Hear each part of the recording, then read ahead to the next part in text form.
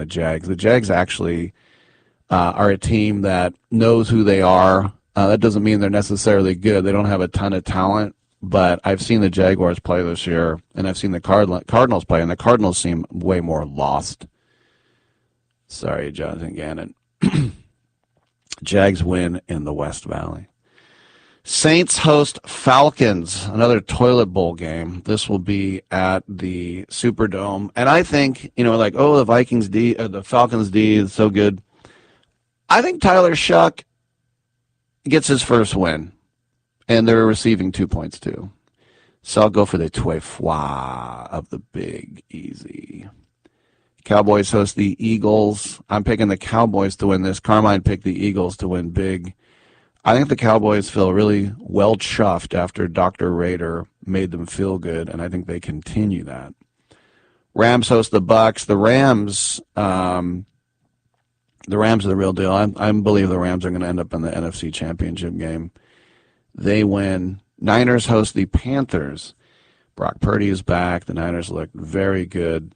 Everything went according to plan for once for the Niners this season, right? And the Panthers with Bryce Young, who threw for almost 450 yards last week, they feel pretty good. Of course, Panthers in that stadium, they lost the Super Bowl there 10 years ago. None of the same guys are on the team. But I'm picking San Francisco to win that game, obviously. 1-800-878-PLAY. But just, I want to go back to the Bears again, because it's easy to discount a rookie head coach. It's easy to discount Caleb Williams because he's a little bit of an odd bird compared to most of these, jocks. And they have not a lot had to cheer about since the Rex Grossman Super Bowl, and they weren't really cheering then either. But the Bears have taken the baton from the Commanders last year as the Cardiac Kids, because they have 5 wins when they were trailing with 2 minutes left in the game. That's already the most in a season in their team history, 106 years. It's the most by any team since 1970. You might remember the Tebow time Broncos of 2011 that won the division. All the Raiders had to do was win their last 2 games at home, and they lost to the Chargers on New Year's Day at the Coliseum, and I was there. Yes. The 2016 Lions had that too. They have 7 games left to break the record, and that's not what they want to do. But one of those wins was Monday night in Washington when the much-maligned kicker Jake Moody corkscrewed a game winner at the final whistle, pouring rain, right? And the last 3 weeks have enough drama for a season, because last week they avoided another meltdown versus Minnesota, won 19-17. That was Cairo Santos' walk-off field goal. Week before that, they beat the Giants by 4 consecutive touchdown drives, won 20-14 the final 5 minutes. Williams ran it in for 17-yard touchdown, less than 2 minutes left. And that was the first time the Bears ever had a game-winning touchdown in the final 2 minutes, 2 straight games. The week before that, they beat the Bengals 47-42, become the first team in the last 45 years to relinquish a 14-point lead in the final 2 minutes. And then Caleb Williams' 58-yard touchdown pass to the rookie tight end Colston Loveland, 17 seconds left. So the Bears are winning the types of games that they always used to lose, right? And now, instead of historic meltdowns, miracle comebacks. And 5-3 in the final 2 minutes. Previous 4 years, they were 4-47. So they are searching for consistency from Caleb Williams, but he shows guts when it counts. And he's third in the NFL in clutch performances this year. And then, as I mentioned, the rookie head coach, Ben Johnson, everybody wanted him from Detroit. You can't make this step up. That's the beauties of sports. Your fortunes can turn on a dime, on a Hail Mary, right? But Ben Johnson has revived an offense that has been dormant for decades. top 5 in offense for the first time since 1977 when Walter Payton won MVP. Not even that team at Super Bowl 20 was in the top 5 in offense. They have the longest drought in NFL history without a top 5 offense. As I mentioned, 47 years. Plus the Bears' infamous drought of a 4,000-yard passer hangs on the balance. Caleb Williams is on pace for 3,959. But Ben Johnson just injecting that Lions DNA into the Bears. And they are run first. And they're going under center. And they're how 70s and 80s is that? Play action. You know, top 5 rates in the league. 2 tight end sets, the most in the NFL. They lead the NFL in explosive plays. Last year, they were 29th. You want Ben Johnson? You got Ben Johnson. They're averaging almost 150 yards rushing per game. It's actually 146.6. The Lions last year, 146.4. Same guy calling plays.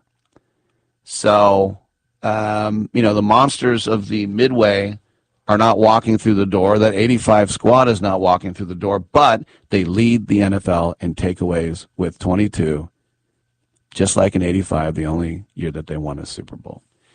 So, enjoy it while it lasts. They're 0-2 versus teams currently 500 or better, but you can only play who's in front of you. We'll come back. We'll have Danny Cannell on the line, and we'll talk college football.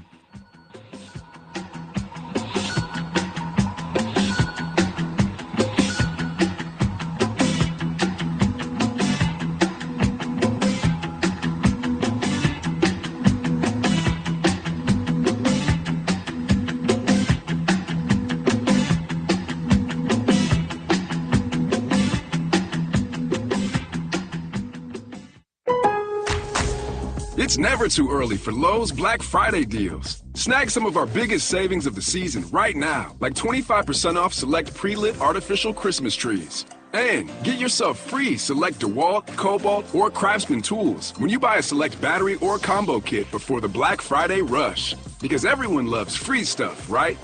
Lowe's, we help, you save. Valid through 12/3 while supplies last. Selection varies by location. Has a team behind them.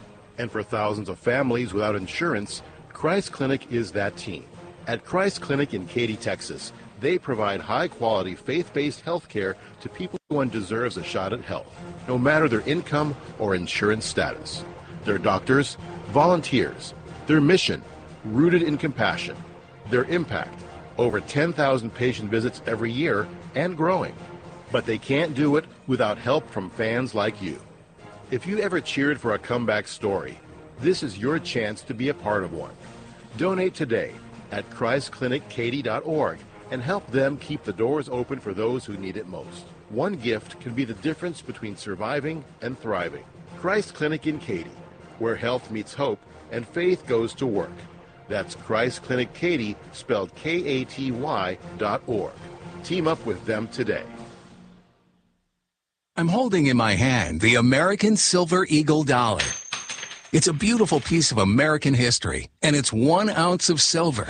Originally minted in 1986, these coins are a beautiful classic piece of American history, and they're a great investment you should add to your portfolio.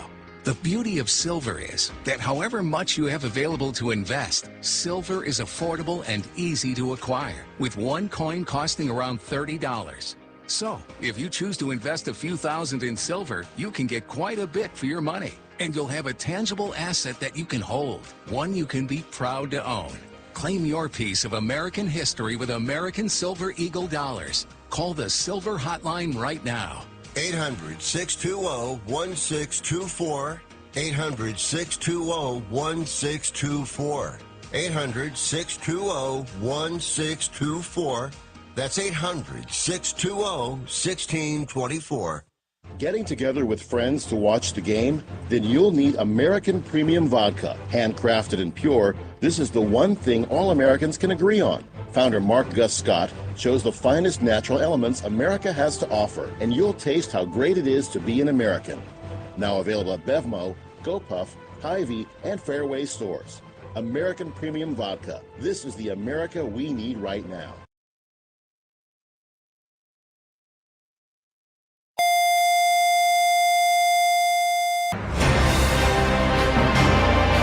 Please stand by for this special presentation of the iMedia One Network on the Live 365 Network and the Live 365 app.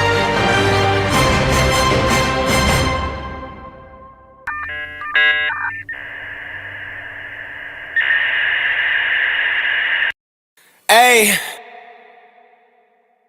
yeah, let's see how you do under pressure. Oh.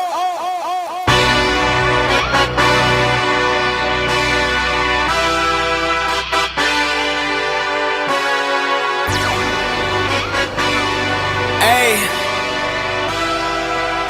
yeah, let's see how you do under pressure. Oh.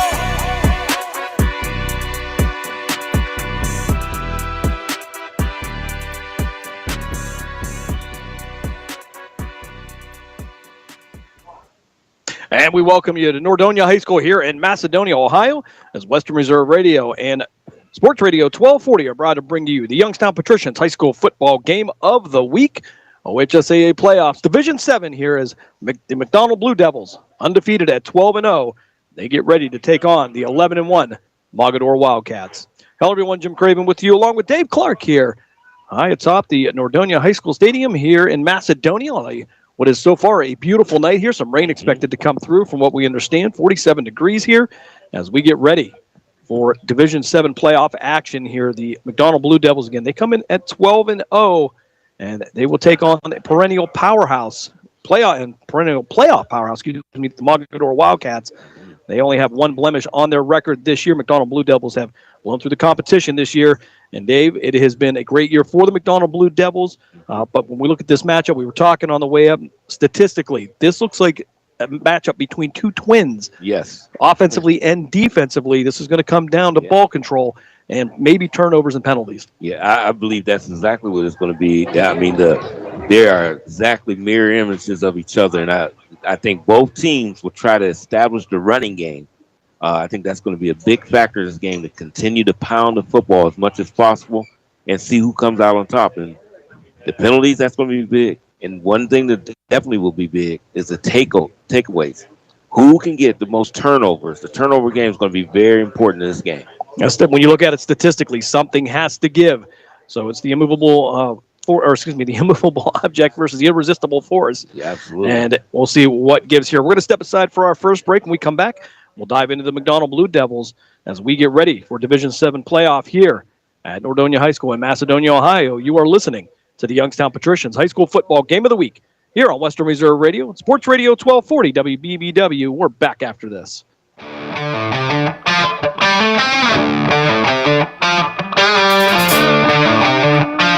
Are you ready to join the legacy? This is your chance to become part of something special with the Youngstown Patricians. Honoring the proud football tradition of the Valley, we're on the lookout for talented post-high school athletes who want to make their mark on the field. Whether you're a seasoned high school athlete, college, or former professional player, develop your skills and become part of a team that values hard work, dedication, and community spirit. Don't wait. Begin your path to the gridiron by visiting youngstownpat.com or contacting us on Facebook at the Youngstown Patricians. Be bold, be legendary, join the Youngstown Patricians today. Discount Power Sports LLC is continuing to grow. They offer ATVs, dirt bikes, go-karts, electric bicycles, while offering off-road power sport repair services. Located at 758 North Main Street in Hubbard, right next to the newly renovated Village Tavern. Discount Power Sports LLC also offers financing and accepts all major credit cards. Discount Power Sports LLC, find them online at discountpowersports.biz. Discount Power Sports LLC, where value meets adventure. Lena's Pierogi House is your home for the area's best variety of pierogies. Daily specials include the Polish platter, the Hungarian platter, stuffed cabbage, and halushki. Having a last-minute get-together? Lena's has you covered with a wide variety of frozen take-home pierogies and dumplings. Go to Facebook at Lena's Pierogi House to see the weekly lineup of available flavors for dine-in or carry-out. Catch the best at Lena's Monday from 10 a.m. to 4 p.m. and Tuesday through Friday from 10 a.m. to 8 p.m. 20 North Main Street in Hubbard, or call 234-254-8532. During the fall and winter, grilling season never ends, and Gessler Propane is your local supplier that makes sure you get your hard-earned money's worth. Why go to gas exchanges to pay higher prices for tanks not filled to capacity? Gessler Propane makes sure you're prepared for year-round grilling with 100% filled tanks at a reasonable cost. See Bob Monday through Friday, 10 to 4, and Saturday, 9 to 3 at Gessler Propane, 702 Youngstown Poland Road, Struthers, or call 330-755-9119. Gessler Propane. They got gas. We now return you to the Youngstown Patricians High School Football Game of the Week. Pregame continues here from Nordonia High School in Macedonia as we get ready for Division 7 playoff action here. Take a look at these two teams. It's McDonald and Mogadore. McDonald last week gets the 40-13 win over Monroe. And things went rather well for the Blue Devils as they would open the game with a 60-yard drive that took 9 plays and lasted 4 minutes and 19 seconds of the first quarter. So not only for the McDonald Blue Devils are they skilled, but they have the ability to eat up that clock. Yeah, they sure do. They have I guess they may script their plays. I heard a little bit of that information go, and actually their thing went perfectly down the field, and they do that well. So they're a very organized football team that relies on doing things a specific way, and that's what they have been able to do. Casey Miller carried 4 times in that first drive, but it was Preston Van Meter who scored on a 2-yard run. Anthony Larson adding the extra point. Monroeville, though, came back on a drive of their own, and they would go 69 yards on 15 plays. They would take 6:48 off of the clock and get into the end zone. But you see then at least the defense will give up a little bit. Yes. But they're a bend but don't break type defense. Yeah, and that's exactly what they do. But as the game goes, they seem to make a lot of in-game adjustments. And when you see that happen, that's when you see a lot of big plays where they'll get the balls on turnovers and different things of that nature. So they seem to adjust well as the game goes. Now, McDonald's Joshua Crumpack on the second play of the ensuing drive broke 2 tackles and ran Monroe defenders for a 73-yard touchdown. The extra point failed. McDonald took a 13-7 lead with just 14 seconds in the first quarter. They would then drive 51 yards over 6 plays with Drew Zajac getting a 32-yard run into the end zone. The extra point would extend the lead to 20-7. Kyle Puckett then would find tight end Brady Schobel near the 10 for the pitch and catch. He would go 23 yards into the end zone. That would make it 27-7 in favor of McDonald. They would just continue to pour it on. As their second possession of the second half, Puckett found Crumpack for a 24-yard touchdown pass on the first play of the fourth quarter to extend the lead to 34-13, and they would round it out. With 5:44 left in the game, as Jordan Perry would get into the end zone on a 10-yard touchdown pass, they would get the 40-13 win. And again, you see in that synopsis, brought to you by Mark Hazelwood, actually the Norwalk Reflector. I want to thank Mark for that.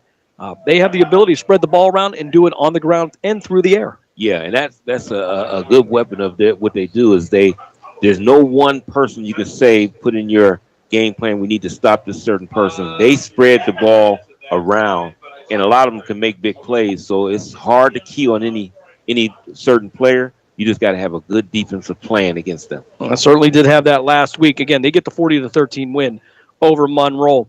Our own Mark Means had an opportunity to speak with McDonald head coach Dan Williams, and this is what he had to say about this week's matchup with perennial powerhouse, the Mogadore Wildcats.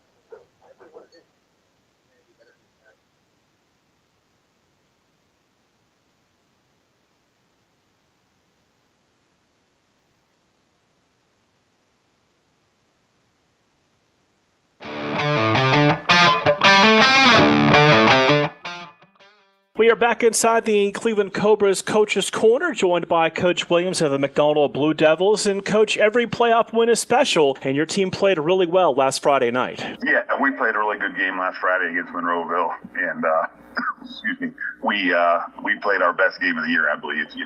We keep getting better week in and week out. The kids are focused on their goals at hand here, and it's a great victory anytime you win a playoff game. You look at your offense, boy, you really explode for over 40 points against a really good Monroeville Eagles football team. What was working for you Friday? Yeah, we had a good mix of both the run and the pass. We had, and plus, we had 5 different guys score touchdowns. So we spread the ball around and we were able to run it at times. And, Kyle Puckett did a nice job, spreading around the different receivers, and we had a few big plays in the middle of all that as well. So, I think just spreading around and keeping everybody on their toes and taking advantage of situations when we were able to. Coach, we saw Kyle run a couple times on Friday, but not much this year. Is that extra wrinkle you've got in your offense if you should need it? Yeah, that's something he could have done, throughout the year, but chose to not do that as much. But it was a couple times I know he made big runs for us and got us out of a hole, or got us out of a bad situation into a better situation. So he's got the capability to do so, and that keeps that just another dimension in our offense now that keeps people on their toes. Coach, you're on the road tonight for the first time in a while, and I know you've got great support at home, and you expect nothing but great support on the road tonight as well from your community. Yeah, our community will show up. We travel well, and as you get rolling along further in the playoffs, you get more support, more people showing up. I know they got a student bus going up for our student section, and they've been awesome this whole season. So I expect to have a big following and the whole village behind us. Coach, you look at the matchup tonight against Mogadore, and they've given Valley teams fits. What have you seen from this particular Wildcats team as you get ready for them tonight? Yeah, they're your typical Mogadore football team. They come out and they hit you. They're physical. They like to establish. They like to establish the run and play good defense as well. We've played them 6 times, and we've seen the same thing out of them all 6 times. They're sort of a carbon cut out of one another, and they've been doing the same thing for over 30, 40 years now. So we'll definitely know what to expect, and we just got to go out and play our best football game. Coach, what's the key to get a victory at this neutral site matchup tonight and move on to the Final Four? Well, we got to be able to establish a run game. If you can run the football, and we got to be able to play great defense. If we can do those 2 things, I think we're going to have a chance to win. Got to keep them on their toes as well with the throwing game, and just do what we've done all season. Have a balanced attack on offense, play solid defense, and special teams will come into play. In these big games as well. So you got to pretty much put the whole package together and hold on to the football, not turn it over, and that team will probably win the football game. Coach, your time as always is appreciated. Thank you very much, and best of luck tonight. Thank you very much. We'll have more of the pregame show coming up right after this.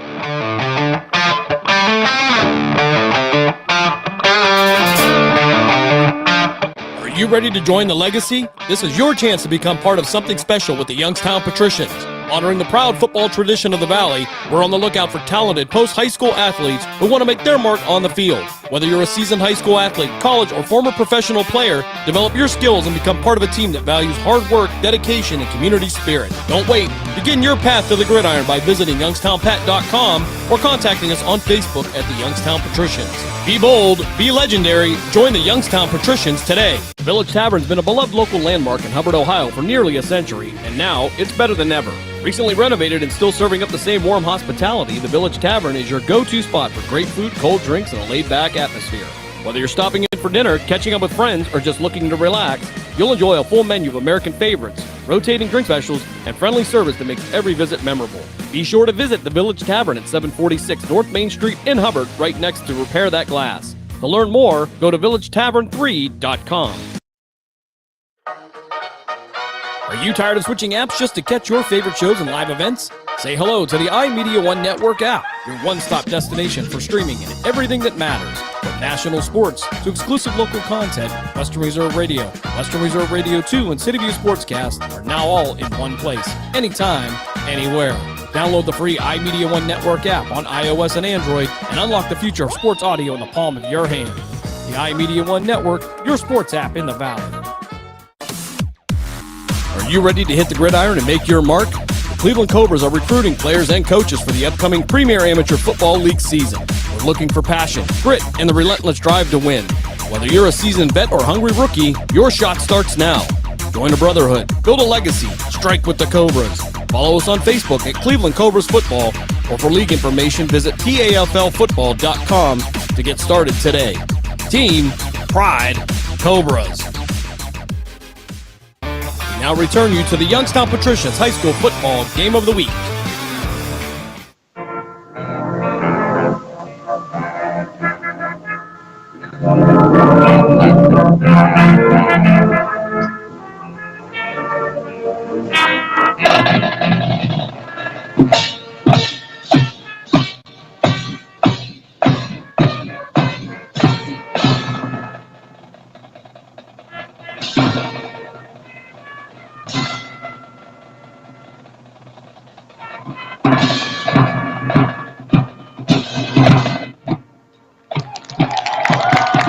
our nation's national anthem performed by the McDonald Blue Devil Marching Band as we get ready for this Division 7 matchup between the Mogadore Wildcats and the McDonald Blue Devils.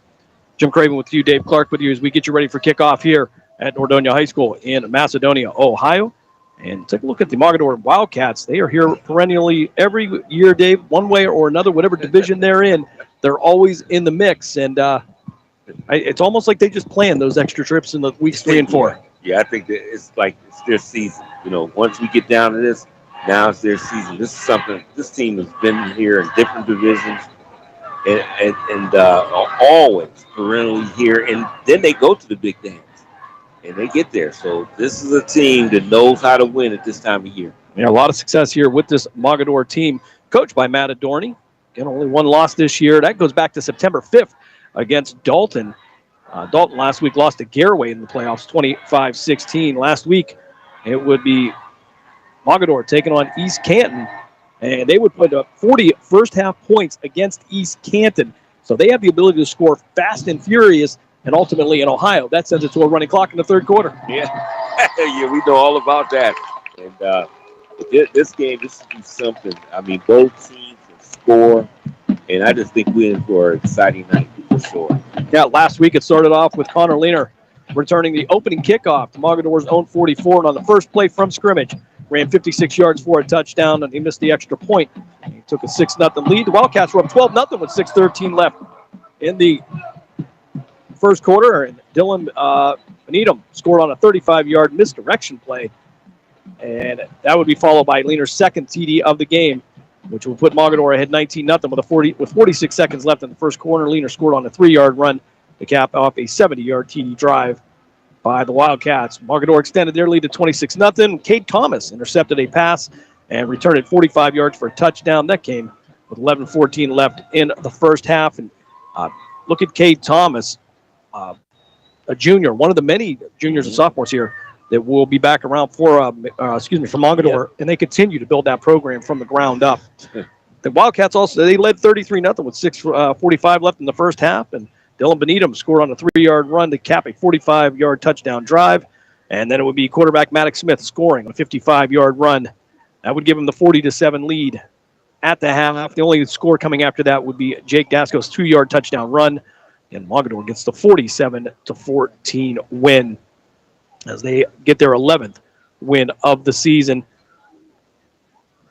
Can't forget other games around the area here tonight as one of the big ones in the Valley. The last local matchup we'll have, Cardinal Mooney and the Girard Indians will go at it. We've seen the Girard Indians a couple of times this year. Mooney having a good year. Yep. That should be a great game as we get ready here for this kickoff.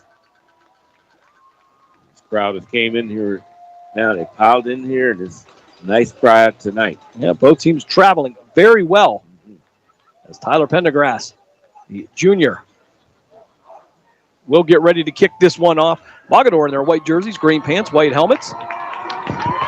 And McDonald in their all blue, navy blue, with the navy blue helmets and the white numbers. They are the home team. They will be on our side of the field where the press box is. Mogadore will be across. Mogadore will kick off left to right. They did win the coin toss. They deferred until the second half. So McDonald will have first opportunity offensively, and both teams, as evident by last week, can score very quickly. Yes, yes. Don't blink. And back to return for McDonald will be Josh Krumpak. Mr. Does Everything. He is the duct tape for this team here. And for Krumpak,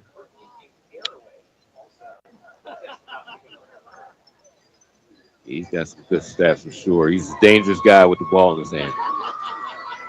Krumpak, only a sophomore, 5'11" sophomore, and he will have 2 more years. And I tell you, the sophomore class in this valley is I look forward to the next 2 years, their senior years. We're going to have a lot of excitement here. Yeah.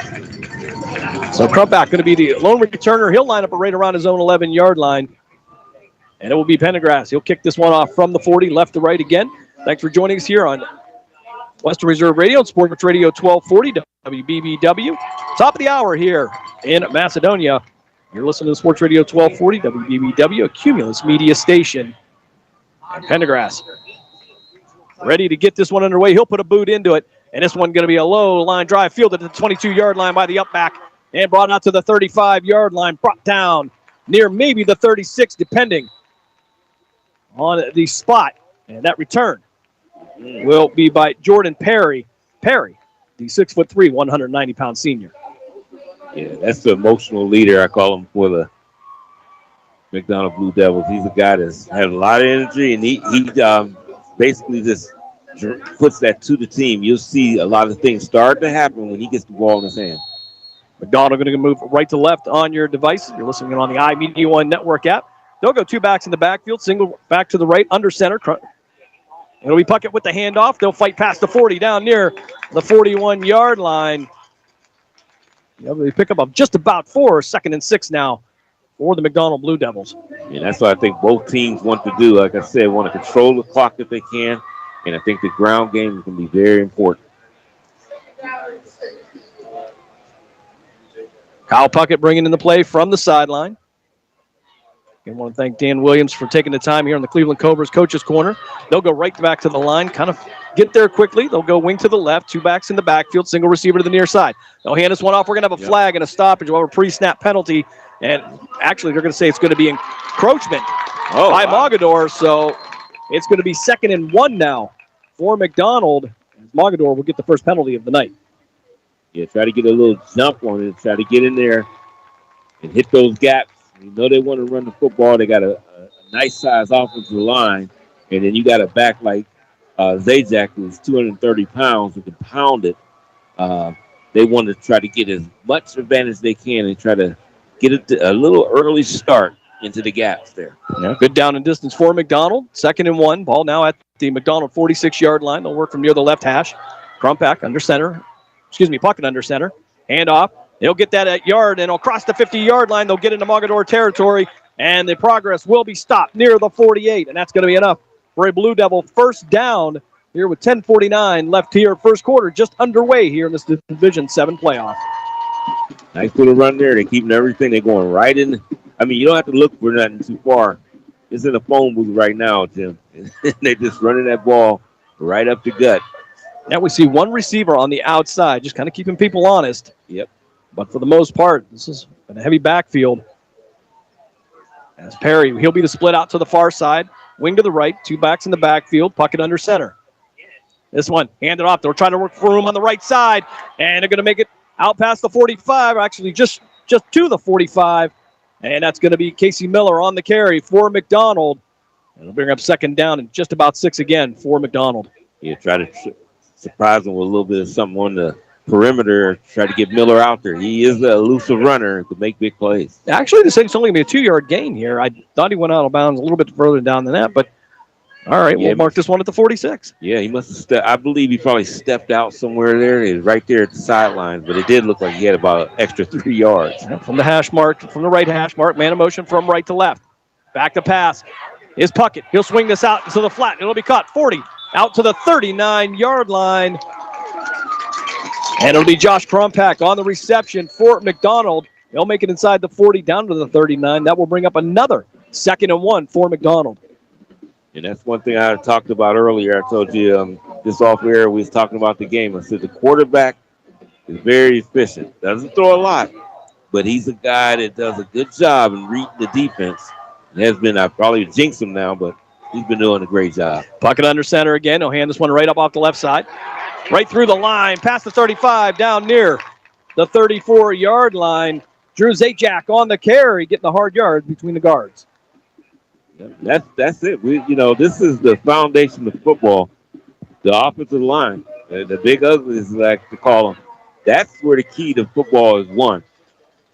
The defense and offensive line, and see who can control that line of scrimmage. A lot of times, that's where you find where your winners are at. 9:34 left here, first quarter, no score. McDonald with the opening drive. Single receiver to the near side. That'll be Perry. Again, they'll go three backs in the backfield. Puckett under center. Hand off to the left side. Trying to find room to right. Cuts back to the inside the 30. Down to the 29-yard line goes Casey Miller. And McDonald with all positive yards here on this first drive. Yeah, they get nice chunks in.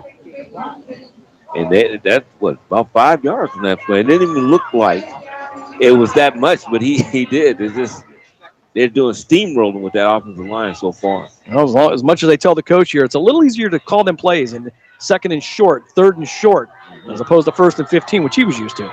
Puckett under center. Again, motion from right to left, handoff on the jet stream, trying to get upfield, and we met at the line, nowhere to go. It'll be Crumpack knocked back. That'll be Aiden Boylan on the tackle, the senior for these Wildcats. And finally, Mogadore gets a stop right at the line. It's going to be a 2-yard loss for McDonald. And it looked like they had a little bit of a run blitz on that play, and he was there to seal it quickly and to make that play. And, well, 2-yard loss on the play.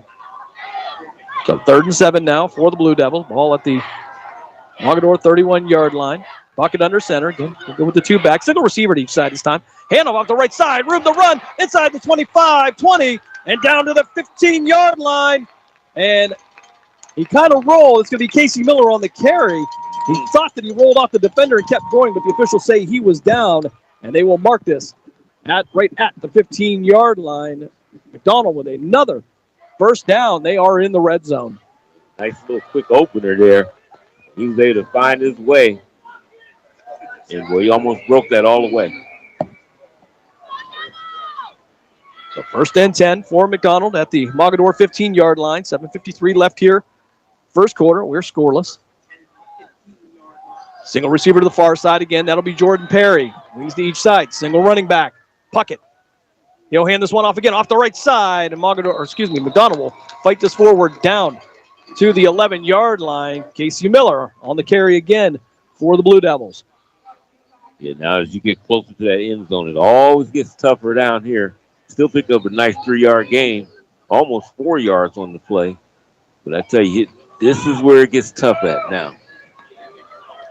Kyle Puckett will bring the play in from the sideline, the 6'1", 180-pound senior. They'll go twin receivers to the left this time, 2 running backs, Puckett under center. And this off again, up the middle. They'll pick up some additional hard yards. They'll get down near the 7-yard line. Pickup of about 4 on the play. Well, they're going to maybe not give them all the credit here, so they'll put it back at the 8-yard line. So 3rd and 2 now for McDonald. Ball at the Mogadore 7-yard line. 6:54 left. 6:45 left. I'll get those numbers right. Yeah. Here in the first quarter. Work from the left side of the field. As Jordan Perry will split out to the right again. He'll stay in that formation with 2 wings and 1 single back.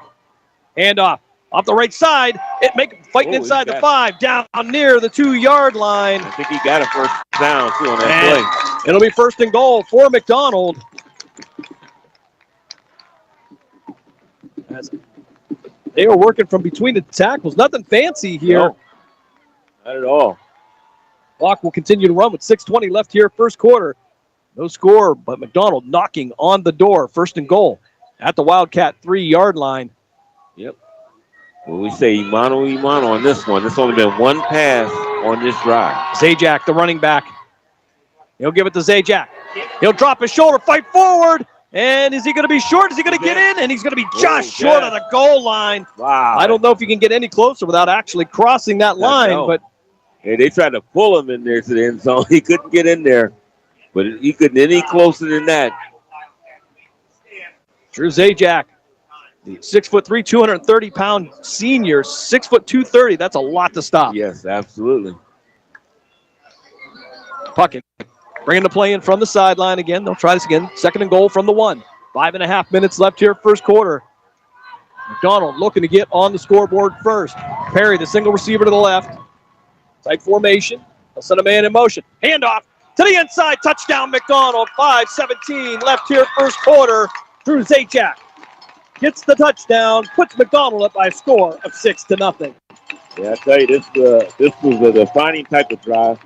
You wanted to put that physicality out there and show that it's going to be a physical football game, and that's what they did.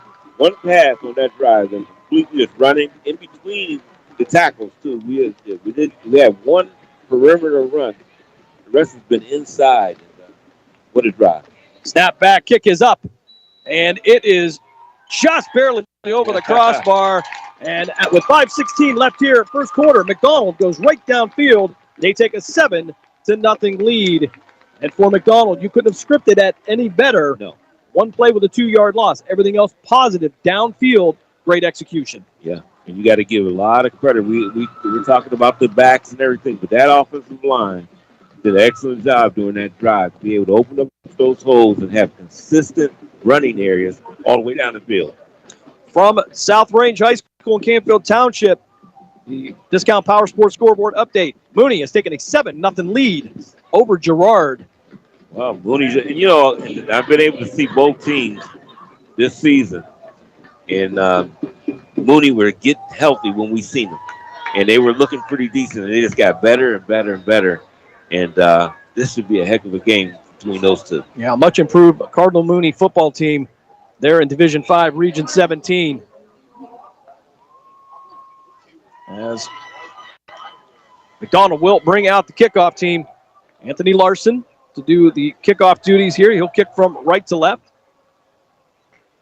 See how they answer this.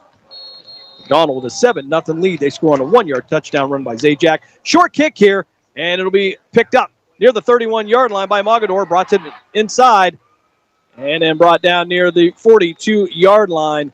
I don't know if that was intentional or not, but yeah, that's good. That return will be by Cade Thomas. Cade Thomas with the interception for a touchdown last week against East Canton. Yeah, I'm always don't like giving the team such great field position.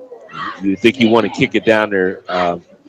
They might have some guys that can return the kicks, but I think you got to kick it down there. This is a team that can score and score quickly. Coach Dan Williams with a lot of confidence in that McDonald defense. They'll go send a man in motion from right to left. That'll be Benedum. Hand off the left side, and he's going to be hemmed up in the backfield. I believe that's going to be Drew Zajac on the tackle. A couple-yard loss. I'll actually call it 1 yard. They'll say he had the progress. And an outstanding read by the interior of that McDonald defense. Yeah. And Zajac out there on the end, he's watching that tackle block down. He took off immediately. As soon as he seen him come down, he shot in there. Mogadore back to the line. Maddox under center. 2 backs in the backfield. Single receiver to the near side. Again, look kind of familiar. As Maddox looks like he's making some adjustments at the line.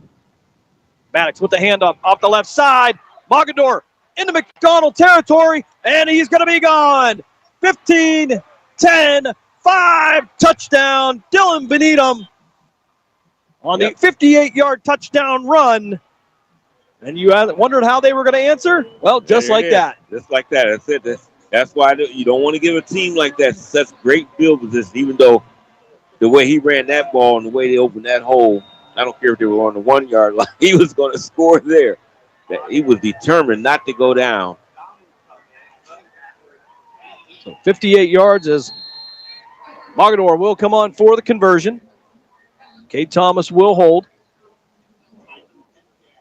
Snap is back. Kick is up. And it is good. 4:22 left here, first quarter. We are all tied up at 7. We'll step aside for a quick timeout. You are listening to the Youngstown Patricians High School Football Game of the Week here on Western Reserve Radio and Sports Radio 1240. We're back on the other side.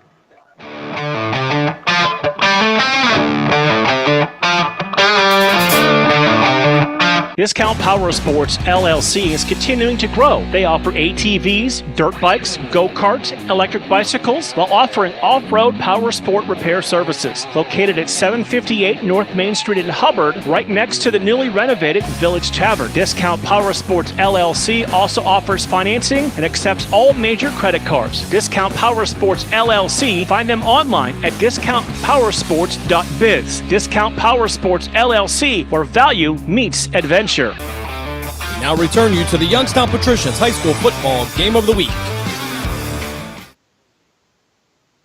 Mogadore bringing the kickoff team back out on the field. They tie this one up quickly on a 58-yard run by Benedum. 4:22 left, and in under a minute, Mogadore responds as Tyler Pendergrass will kick this one off again. Yeah, that's how you respond immediately. Stay in this ball game. Pendergrass will kick this one to the 22-yard line, brought out to the 30 by McDonald. They'll try to work to the inside, and brought down near the 31-yard line. Jordan Perry on the return for McDonald. And that's where they'll take over 1st and 10. 4:15 left here, first quarter. Quickly, all tied up at 7. Yes. very quickly. We'll see if McDonald will put something together. Again, you talked about that scripted play there. Yeah. They did a fantastic job, executed. Now I believe it's maybe a coaching situation. They start the chess game. Yes, it's time now. But that's what you got. You got a team that can respond. Now you got to come back and respond yourself and see what you got. So Puckett will bring the play in from the sideline. They'll work from near the middle of the field. Puckett back under center. Wing to each side. Single running back. That'll be Zajac. Hand this one off to the wing to the outside. Trying to cut in. Mogadore on the pursuit. And it'll be about a yard loss as they'll bring Casey Miller down on the left side. Miller trying to find some room to run and just couldn't find a lane. Yeah, I mean, that good defense there. Pursuit was there. Now, one thing you can read off of this, if you're coaching for McDonald, you watch that pursuit, how strong it was on that play, and you continue to see that a misdirection can really break something wide open when you see guys pursuing that hard to the football. 2nd and 11 for McDonald from the left hash mark. Puckett under center, 2 backs, 2 receivers. Puckett, hand off the right side again. Zajac going to be turned around and brought down. Flag comes in, and I think they're going to have a face mask. Yeah. You've seen Zajac's head come all the way around. Yeah. But it came around with his body, so fortunately not a likelihood of an injury, thankfully. Yes. See if our officials. See what they call in here. See if we have a microphone tonight. See if we can pick it up for you as they will discuss this one. I see some issues pointing back to McDonald here, but I don't believe that's going to be anything. Clearly a face mask as the officials are going to discuss some things. So personal foul, face mask coming up against Mogadore. That'll add 15 on. That'll be Mogadore's second penalty tonight. 2 penalties for 20 yards so far for the Wildcats, but still tied at 7. Yeah. Let's see if this could try to kickstart things. They came out with a little bit more aggressiveness on defense. Mogadore showing a lot of aggressiveness, and their pursuit is strong. So right now they're trying to definitely shut down that running game. Ball at the 46-yard line. That will be Perry to the outside again. Back to pass. His Puckett. His ball is going to be tipped and intercepted. And it's going to be dropped at the 44-yard line. An opportunity for Mogadore to get the first turnover of the night and just couldn't bring it in. Jake Hopkins, the junior, had an opportunity at it, and I know he's going to want to have that one back. And you know what? And that's the ones that's so hard to catch. Nobody around, just floating there. It's just so simple sometimes. Yeah, just so simple. Just grab this ball and go. And, man, he just couldn't hold on to it. So McDonald right back to the line, 2nd and 10 from the 46-yard line. Puckett under center, man in motion from right to left. Hand up on the counter to the outside, and McDonald past midfield with a big hit down to the 41-yard line, and Casey Miller delivering a shot running over a Wildcat gives the Blue Devils a first down in Wildcat territory. And that's how you, I don't like to talk about it since I'm usually a defender, but that's how you punish the defender, and I mean, he gave him something there, boy. So, oh, my goodness. 1st and 10 from the Mogadore 41-yard line. Physical game here so far. Yeah, absolutely. We'll go back under center. Single receiver. That'll be Perry to the left. Handoff right up the middle. Zajac fighting through the line. He'll pick up a couple yards on the play. 2nd down now for McDonald. 2:24 left here for a fast-moving first quarter. We're all tied up at 7. Not a lot going on through the air. Both teams staying in the trenches. Yes. And that's what I said. This might be a fast-moving game, too, because we're on the ground like that. So, end up being the equivalent of a running clock. Yes. As we approach the 2-minute mark here of the first quarter. Give a shout out to Matt Craven and Dave Ferris back in the Gessler Propane studio. A little technical difficulty on our terrestrial side. We'll go twin receivers to the left side now. Wing to the right. Zajac the tailback. And this one off to the left side. And that will be Krumpak brought down at the 34-yard line. Maybe gave him a generous spot on that one. I thought he was a little bit short than that, but that will bring up a very manageable 3rd and 3 as we hit the 90-second mark of the first quarter. McDonald 7, Mogadore 7.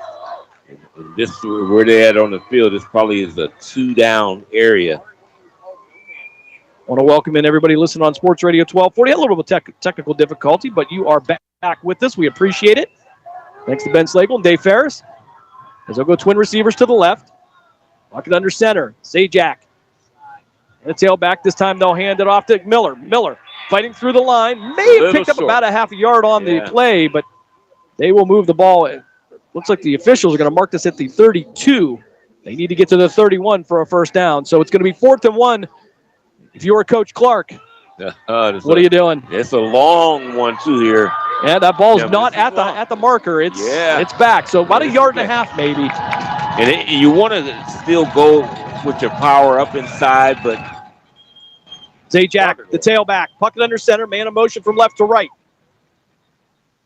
Miller will hold up, and it's going to be Kyle Puckett that's going to say, we need a timeout. 28 seconds left here, first quarter. We'll keep it right here. As McDonald will take their first timeout here.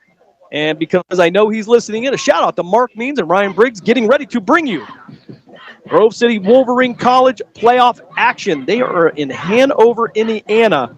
They will take on the Hanover Panthers tomorrow in the NCAA Division III playoffs. About a 6-hour drive out there to Indiana. And hopefully a good trip for the Grove City Wolverines. Love the crew there. Love the coaching staff. Absolutely outstanding. And I'll tell you, it's become a destination point for a lot of players here. We see a lot of players from around the country now checking into Grove City here. And, of course, Mark Means in his 15th year. I'm dating him now. Put it on him. That's right. We will celebrate the 26th anniversary of his 25th birthday. Do the math, Mark. Do the math. Don't let me do it for you. Coach Gessler listening in. Said if that keeps up, the offense will tire quickly. I don't know, Coach. Oh, both these teams, like I said, it's like battling your twin. Yeah, it is. I mean, this is actually almost 2 yards you got to pick up. It's a long one. So 4th and about 1.5. You're right. 28 seconds left here from the left hash mark. Puckett under center. 2 backs in the backfield. They'll pitch it out to the left side. Mogadore has the angle. Cuts back to the inside. Gets down to the 29-yard line. And Casey Miller with the first down on the gamble. And the McDonald drive will continue. 1st and 10 from the Mogadore 29-yard line. And they read that pretty good. That was all Miller on that play. Being able to stop on a dime, cut back inside of the tackler, and be able to pick up that extra 3 yards there and get the first down. And one thing I've noticed here with actually both, they like to run to the short side of the field. It's a power game. Yeah. And with about 5 seconds left here in the quarter, both teams will head to the sideline, and that will bring us to the end of one. After the first here in Macedonia, we are all tied up at 7 between the McDonald Blue Devils and the Mogadore Wildcats. We'll step aside for a quick timeout. You are listening to the Youngstown Patricians High School Football Game of the Week here on Western Reserve Radio and Sports Radio 1240. We're back on the other side.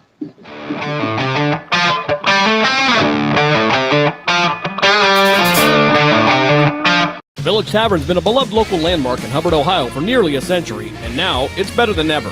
Recently renovated and still serving up the same warm hospitality, the Village Tavern is your go-to spot for great food, cold drinks, and a laid-back atmosphere.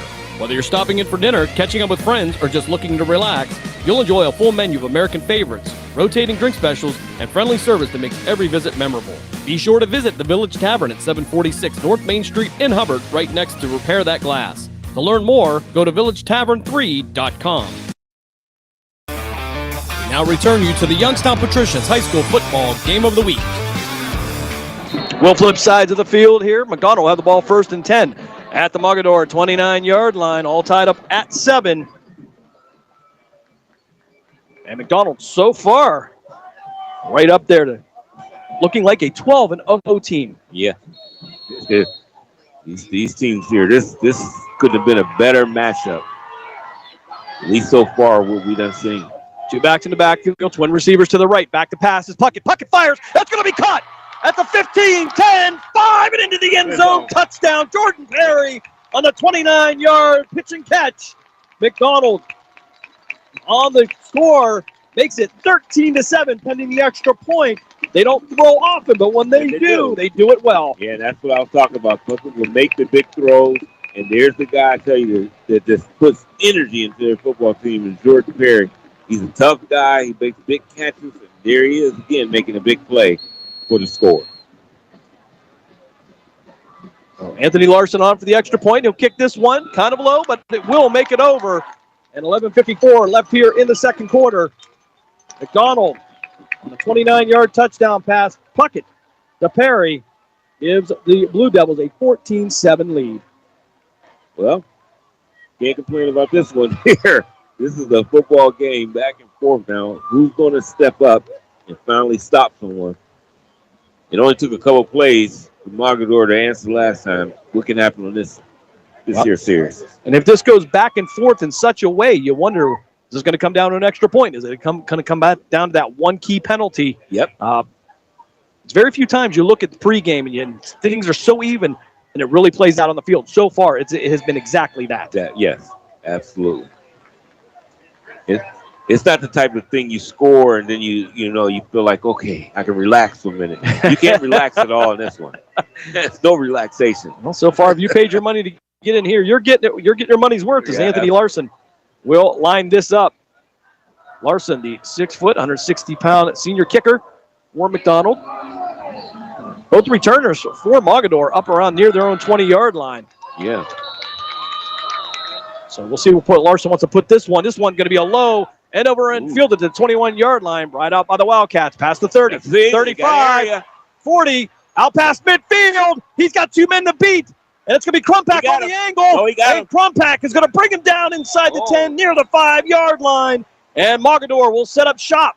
First and goal from the 5-yard line, 11:41 left here, second quarter, and just like that, Mogadore is knocking on the door. And I did not like the kickoff there at all. When you line drive it, you're asking for trouble there because now the lanes can open up a lot quicker, and that's what he did. He ran straight to the lane. That's what you're supposed to do as a kick returner, and to get to that open lane and just go straight. That's exactly what he did. Now they'll mark the ball at the 6-yard line. So first and goal for Mogadore from the left hash mark. We'll go under center. High formation with a fullback to the right. This time off the right side, fight inside the 5-yard line. Stop near the 4. Connor Leonard on the carry, the senior for Mogadore. Picked up maybe 2 on the play. Yep. So second and goal now at the 4 for the Wildcats. Yeah, I tell you, as I said, you cannot rest on your laurels at all in this game. You can forget about that. It's the kind of game that will beat you up emotionally. Yes, up and down. You don't like that. So second and goal from the 4-yard line. 11:11 left here, second quarter. And we're going to get a flag on the play. A false start coming up against Mogadore. That's going to be their third penalty of the game. So 3 penalties for 25 yards so far for the Wildcats. And I really didn't think that they were even set yet to get this, but the official apparently felt he simulated the snap. Or I'm wondering there because it didn't look like they were set at all. All right, so we'll try it again. Second and goal from the 9 now as we hit the 11-minute mark of the second quarter. Smith under center. He'll take it himself, call his own number, and he's going to hit the ball on the field, and it's going to be fumbled, covered up by McDonald. And they're going to come out of the pile with it.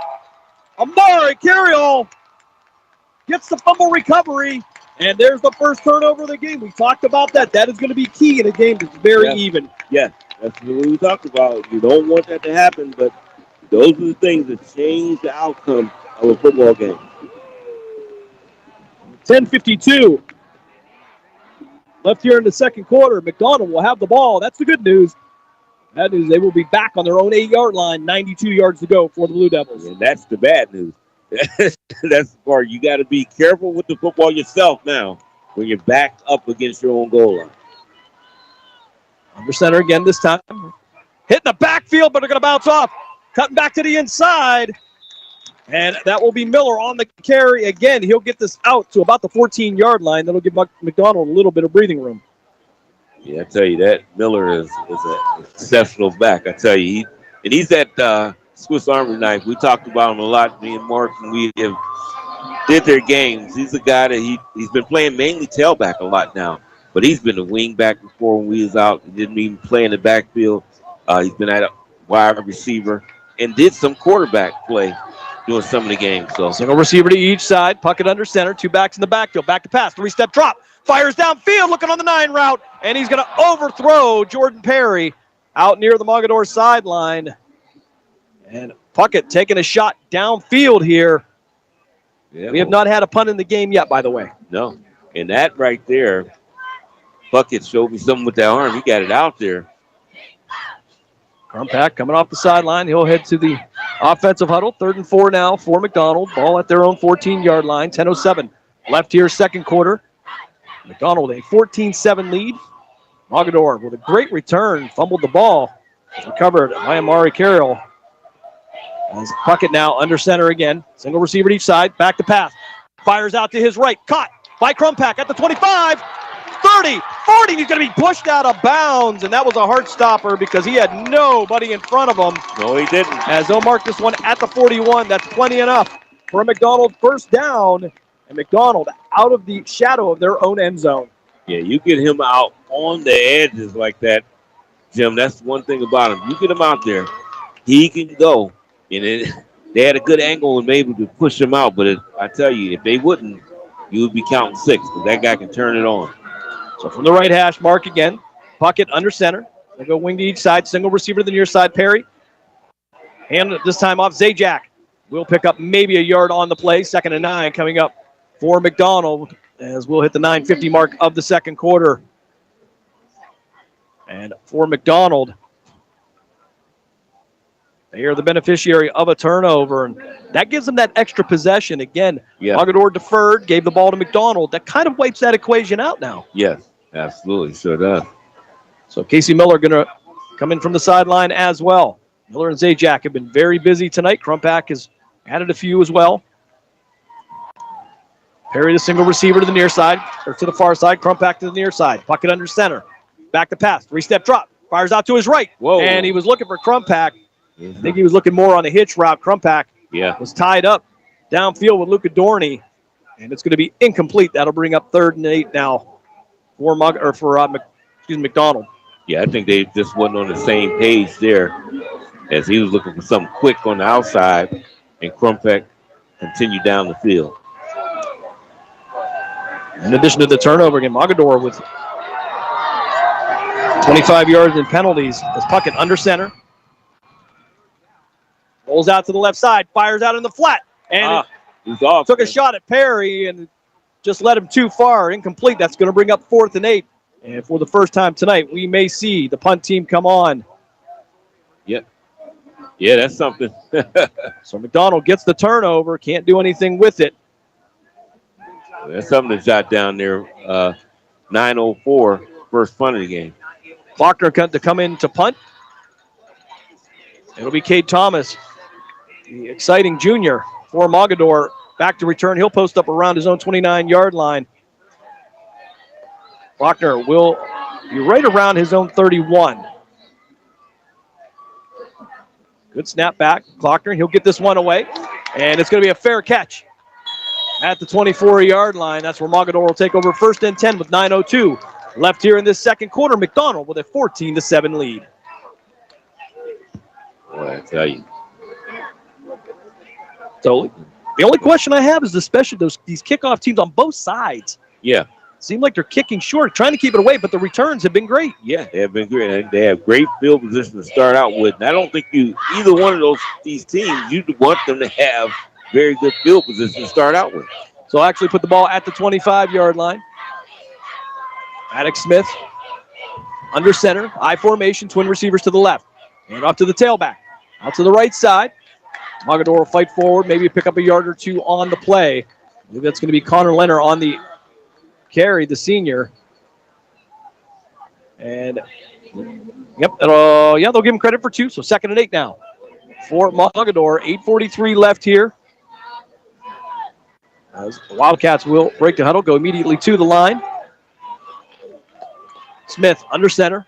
Offset I formation. Twin receivers to the left. They'll pitch it out to the far side. Leonard through the line. He'll fight his way down to the 35-yard line. Should be just enough for a Mogadore first down. And indeed, the line judge says it is.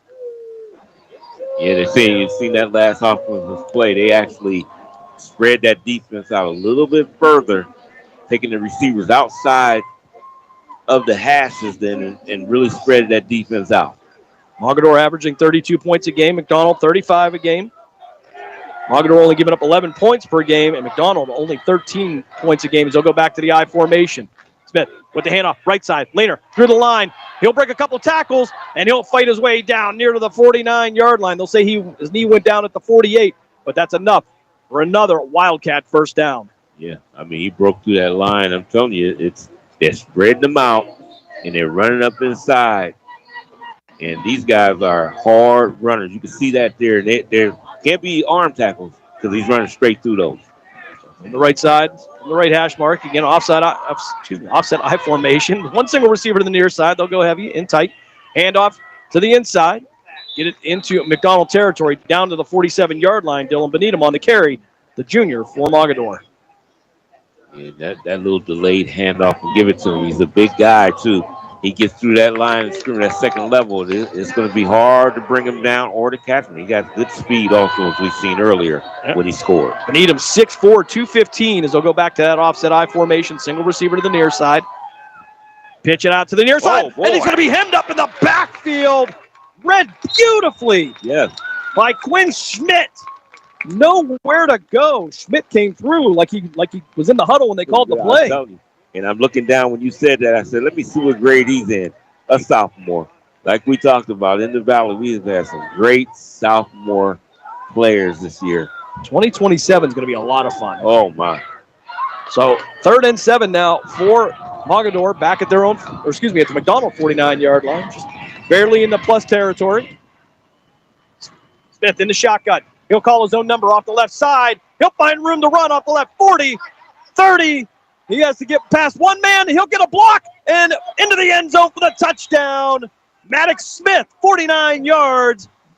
And we are 1 point away from this game being tied up at 14. That's good. That's the type of game we got going. Let's get tied up right here.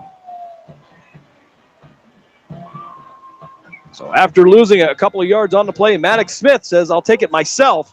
Goes off the left side and works around the blocks of his outside receivers who did an outstanding job. Absolutely. And it'll be Pendergrass now in for the extra point. Snap is back. Kick is up. And it is good. 6:25 left here, second quarter. We're tied again at 14. We'll step aside for a quick break. You are listening to the Youngstown Patricians High School Football Game of the Week here on Western Reserve Radio and Sports Radio 1240 WBBW. We're back after this.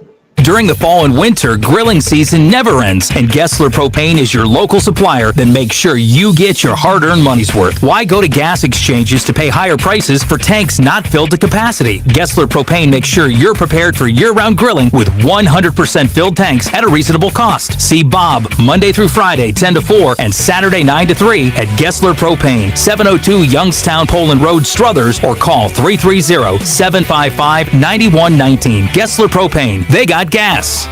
We now return you to the Youngstown Patricians High School Football Game of the Week. 6:25 left here, second quarter. We are all tied up at 14. Maddox Smith on a 49-yard touchdown run ties this game up at 14.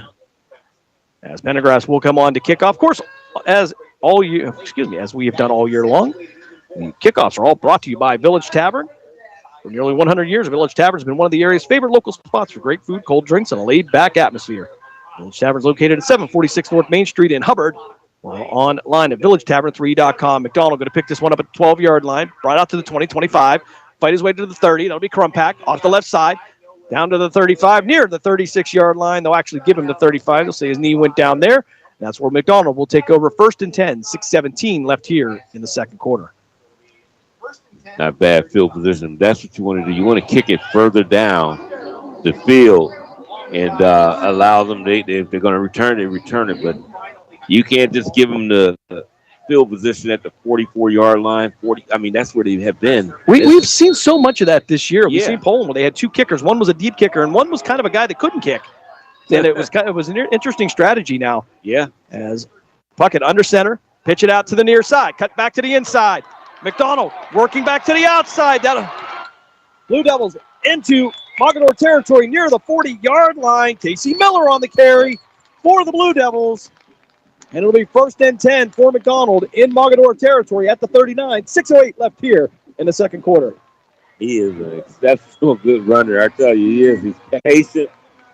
He waits and he knows when to cut it the last minute. He did an excellent job there because I thought he was going to be stopped in the backfield. Had a little giddy up in that step, too. A little bit of Dion in him maybe for a second. So Crumpack and Perry, the twin receivers of the far side. Puckett under center. Work from the right hash mark. Handoff this time. Zajac. He'll drop his shoulder. He'll get maybe a yard on the play. We'll call it 2nd and 9 for McDonald in plus territory as we are just under 6 minutes to play here, second quarter. All knotted up at 14. All we can tell you, if you're listening in, don't go anywhere. No. Because this game, you'll have to stick around for the fourth quarter. Yeah. That's what I said. If you hear this game watching, you can't blink. You don't want to miss anything at all because big plays are waiting to happen on both sides. Mark Means on the job over there in Indiana. He's reporting in on the Discount Power Sports scoreboard update. Mooney with a 14-7 lead over Girard. Wow. Single receiver to each side. Puckett under center this time. He'll stand up, pass out to Crumpack, inside the 30 and down to the 28-yard line. And it'll be just enough for a McDonald first down. Their Blue Devil drive will continue. Easy for me to say. Yeah. As this game is so fast flowing and everything. I mean, which is very odd for a game that's being played mostly on the ground. Yeah, I mean, it's just moving. Perry, the single receiver out to the far side. Zajac, the running back. Puckett under center. Play action. He'll give it to Crumpack on the end around. He'll get to the outside. And Smith's going to bring him down. Great angle by Maddox Smith.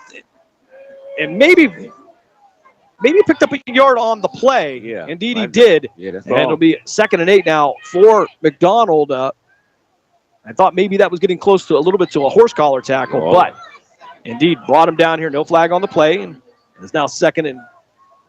Okay, they're going to call it 2nd and 9, although looks like the marker's at 2nd and 8, but all right, we'll go close enough. Yep. Going to have to get to the 19 to get a first down. We know that. Maybe the 18. Pass out to the near side. Again, caught by Perry inside the 20, 15, 10, and he's going to be knocked out of bounds. And it's going to be inside the 5-yard line at the 3. 1st and goal for McDonald. 4:10 left here, second quarter. McDonald now doing it through the air.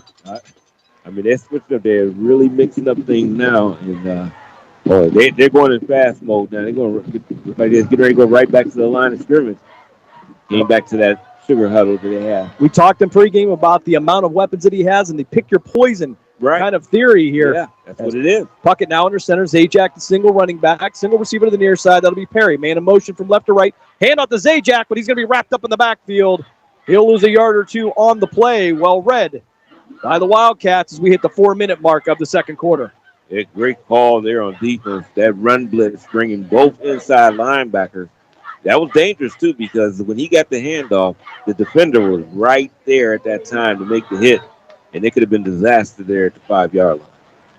Puckett will bring in the play from the sideline. Kyle Puckett, the 6', 180-pound senior, with Zajac behind him, wings to each side. Single receiver to the far side. Puckett with the handoff off the left side of the jet motion, and going to be hemmed up, and they're going to string it out to the far side. Casey Miller on the carry, and he may have lost another yard on the play. Yep. And now McDonald going backwards with 3:17 left here, second quarter. 14-14 is your score, and this now on the left hash mark. And the things that were working in the wide open field, not working so much on a very short field. Yeah, it's a big difference there. And the thing I was kind of surprised, and I wanted to say before they snapped the last one, they had Perry on the one-on-one out there, and it was at the wide side of the field. I thought the way the defensive back had lined up, they could have went with a quick inside slant, and it had been all Perry with his body. Jack and Miller in the backfield, back to pass, rolling out to the near side, fires. It's going to be caught and hemmed up near the original line of scrimmage, caught by Jordan Perry. Yeah, they're down about the 2 now. 4th down, and 3. It looks like, if I didn't know any better, like Coach Dan Williams looks like he's going to go for it. He's got a dilemma. That's no doubt about it. Doesn't look like it's a dilemma for him. It looks like he's going for it. So 4th and goal, ball at the 3-yard line. Puckett under center. Zajac the running back. Miller going to be the wing to the left. Twin receivers to the right. Single receiver to the left. They'll pitch it around. That's touchdown. Come back on the end around. Gets into the end zone. Touchdown McDonald. 2 minutes left here. And I don't even know how to describe that. I don't. It's nothing. That was great ball handling by Puckett at quarterback. He didn't know where the football was. Pitches to the front back coming around wide open. There was nobody over there. And he went on and dogged it in for the touchdown. The play went to the right. Everybody had committed both sides of the ball. Crumpack gets it on the end around to go the other way. He'll hold, and his kick is up. And good. He got it. Okay. 2 minutes left here, second quarter. McDonald now with a 21-14 lead. We'll step aside for a quick break. You are listening to the Youngstown Patricians High School Football Game of the Week here on Western Reserve Radio and Sports Radio 1240. We're back on the other side.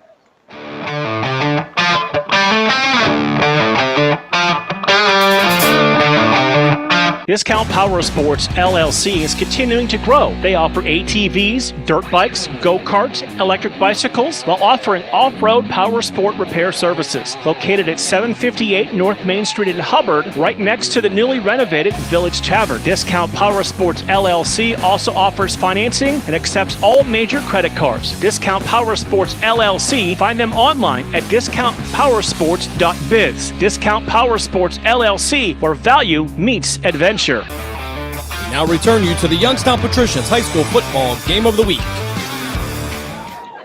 2 minutes left here, second quarter. McDonald with a 21-14 lead over the Mogadore Wildcats. Jim Craven with you, along with Dave Clark. Matt Craven back in the Gessler Propane studio. Dave Ferris coming in to pinch hit on the 1240 side. Mark Means working from Indiana. He's on the job all the time. All the time. There you go. There's no days off. All right. So Anthony Larson to kick this one off. Mogadore again moved up to their 20-yard line.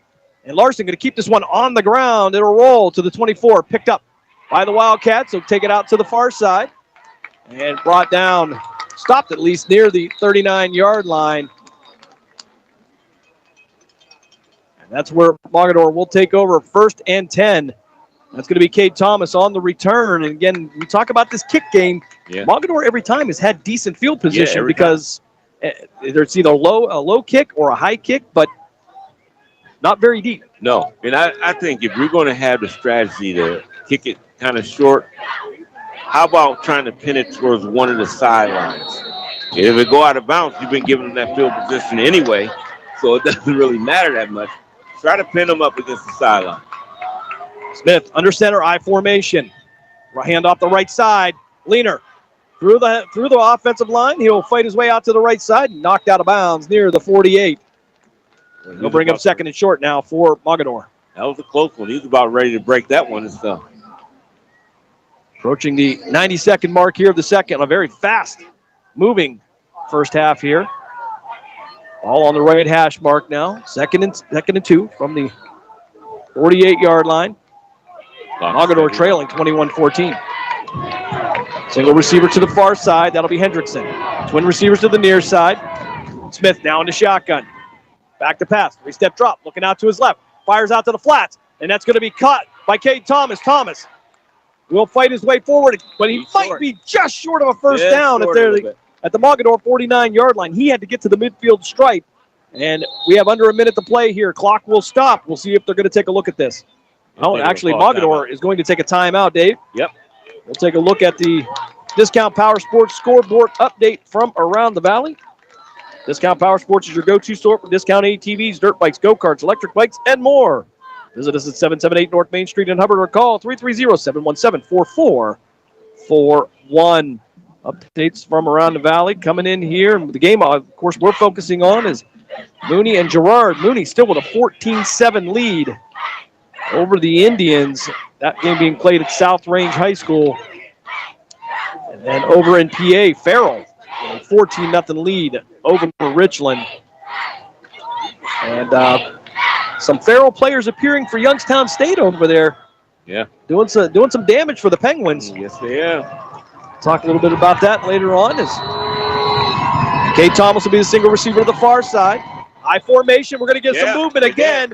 And they're going to move this back. So instead of 3rd and 1, it's going to be 3rd and 6 for the Wildcats now. After we had the last penalty, Mogadore went down the field and scored. They sure did. So with 57 seconds left here, they'll assess the penalty. Officials actually are talking at midfield. Are they trying to decide who was off?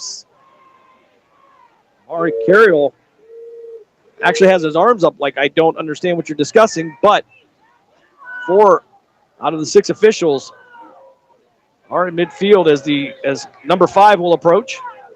Initially, it looked like a false start. As Dan Williams will look for an explanation. So dead ball, false start, indeed, against Mogadore. And that will be their 4th penalty of the night. So 4 penalties for 30 yards already for Mogadore in 1 turnover. That has put them in a 21-14 hole. So that was big there. Now you got to change your play strategy. And but you might have called. You might have switched a little bit now. 3 receivers to the right of Smith this time. They'll have Leaner to his right. They'll send a man in motion from right to left. That'll be Leaner himself. Rolling out, setting his feet. Smith under pressure, and he's going to be sacked in the backfield. McDonald brings down Maddox Smith. Trying to get a number on the tackle there, and I believe, well, his jersey's tied up, I think it's going to be Dominic Sampson. They will get credit for the sack, and for the first time tonight, the Mogadore Wildcats will have to punt this one away. Clock still running here, 26 seconds left. And there are 16 seconds left on the play clock. Actually, no. I take that back. Okay, they are going to punt, so. Wow. Watch the fake, I guess. No. Maddox Smith is the quarterback and the punter. A little bit of a high snap, no problem. Flag on the play. This one might be a formation penalty. Then it will land at the 20-yard line. It'll take a roll. Josh Crumpack will get away with it. He saw the flag. It'll be inside the 5. Roll down to the 1, and Mogadore will stop it at the 1-yard line as time expires. But there was a penalty. We'll see if there's going to be one untimed down. And it looks like everybody's going to be content to head to the locker room here as we wind down 2 quarters here in Macedonia. After 2, it's the McDonald Blue Devils taking a 21-14 lead into the locker room. We'll step aside for a timeout. When we come back, we'll give you a scoring recap. We'll talk about some scores from around the valley and some other upcoming events here on the iMedia One Network. You are listening to the Youngstown Patricians High School Football Game of the Week here on Western Reserve Radio and Sports Radio 1240. We're back after this.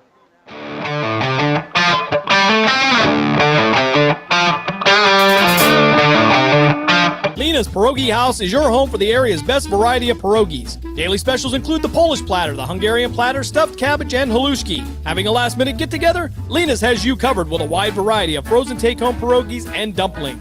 Go to Facebook at Lena's Pierogi House to see the weekly lineup of available flavors for dine-in or carry-out. Catch the best at Lena's Monday from 10 a.m. to 4 p.m. and Tuesday through Friday from 10 a.m. to 8 p.m. 20 North Main Street in Hubbard or call 234-254-8532.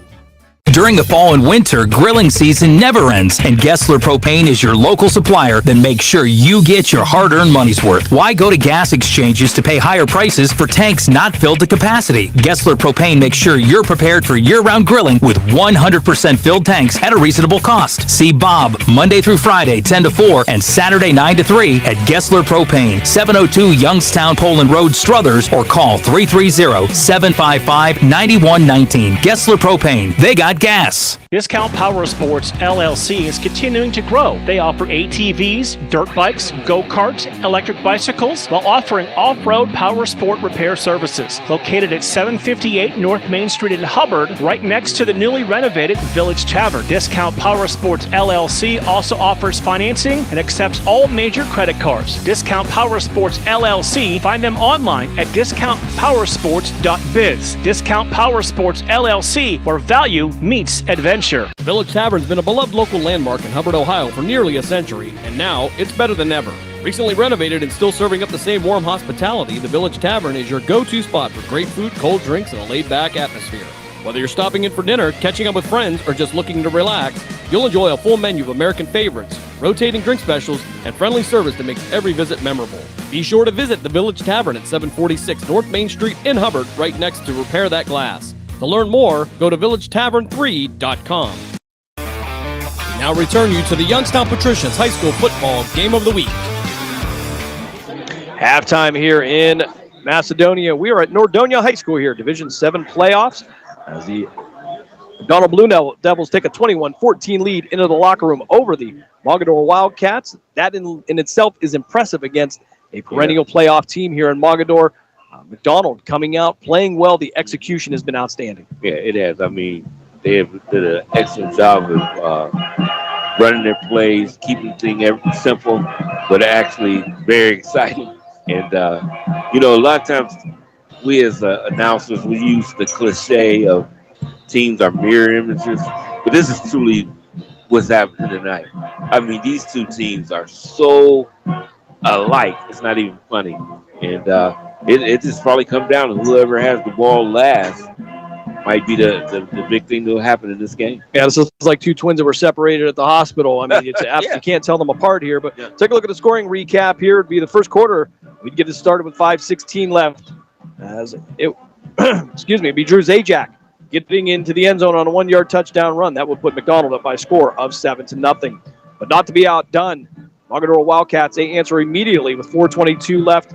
As Benedum would get into the end zone on a 58-yard touchdown run. That would tie us up at 7. In the second quarter with 11:59 left, it would be Perry on a reception from Puckett. They would get into the end zone. That would make it 14-7 in favor of McDonald. That play going for 29 yards. Key play there, second quarter with 10:52 left. A fumble by Mogadore, recovered by Amari Carriel, would give McDonald the ball, and at the 8-yard line, McDonald couldn't do anything with it. Moved down here, changed field position, and that was important as they flipped sides here, took that possession away from Mogadore. 6:25 of the second quarter, it'll be Maddox Smith taking the ball 49 yards himself into the end zone. That would tie it up at 14, and then finally, 2 minutes left, Josh Crumpack into the end zone on a 2-yard touchdown run, gives McDonald the 21-14 lead. And Mogadore will get the ball in the second half. They won the toss and deferred. First drive could be very key for them. Yeah, it is. And it's definitely something they got to come out. They want to try to score the ball for sure. And this way they can tie this game up. I tell you, when we talk about halftime adjustment, I mean, you just do what you've been doing offensively for both teams. The adjustment is going to come on defense. How do you stop one another? And you see with both teams, when plays have developed, both teams have been in position to make that play. Yep. It's either been a key block or it's been a key read that has really propelled both of these teams. So I don't know from up here. You can ask. We asked Coach Bob there, what changes can you make, because what you're doing is working. Yeah. However, again, it may come down to just who has the ball last. Yeah, that's what I'm saying, because I can't see where the major adjustments, they've been in place to basically make the tackle. That's all you can say, because they have been just executing to a perfection here. And we just said we're enjoying this game. And what a fast half it was, Jim. 52 minutes. Yep, 52 minutes to play, those first two quarters. And that would be Mogadore getting, with the 4 penalties against Mogadore, they would have 30 yards and infractions. And again, the turnover. So everything going McDonald's way right now. But second half here, long way to go. Mogadore only down by 7. They get the ball back. So again, you can't rest on your laurels just on what you did in the first half here. Coach Williams is going to have to draw something up. He's got to draw something up. I tell you, as I said, just forget about sitting back and thinking I can take a deep breath. There's no deep breaths in this game. You better be ready to play immediately. You score, get ready, because these guys are coming back at you. Coming up on the iMedia One Network this weekend, we'll start it out at 9 o'clock tomorrow morning. Saturday morning sports page. Pat Lucia and our very own Dave Clark will bring you all the stories in the wonderful world of sports. 3-hour edition. 2 wasn't enough. We can't get it done in 2. We're going 3. Call and join the conversation. 330-707-4202. 707-4202. And then on Western Reserve Radio 2 at 11:15, it'll be the pregame show, as the Grove City Wolverines will take on the Hanover Panthers in Division III playoff action. Mark Means and Ryan Briggs with the call from Indiana on the Wolverines Sports Network. Kickoff scheduled for 12 o'clock. And, of course, the Phantoms will be back in town November 28th and 29th. They will host the Tri-City Storm. 7:05 puck drop on Friday, 6:05 on Saturday. Great tickets still available, 330-747-PUCK, 747-7825. And, of course, if you cannot be at the Cavelli Center in downtown Youngstown, you can always tune in to Western Reserve Radio with the voice of the Phantoms, Matt Lipsack. We'll step aside for our second time out here at the half, just about 13 minutes before we kick off the third quarter. You are listening to the Youngstown Patricians High School Football Game of the Week here on Western Reserve Radio and Sports Radio 1240 WBBW. We're back on the other side.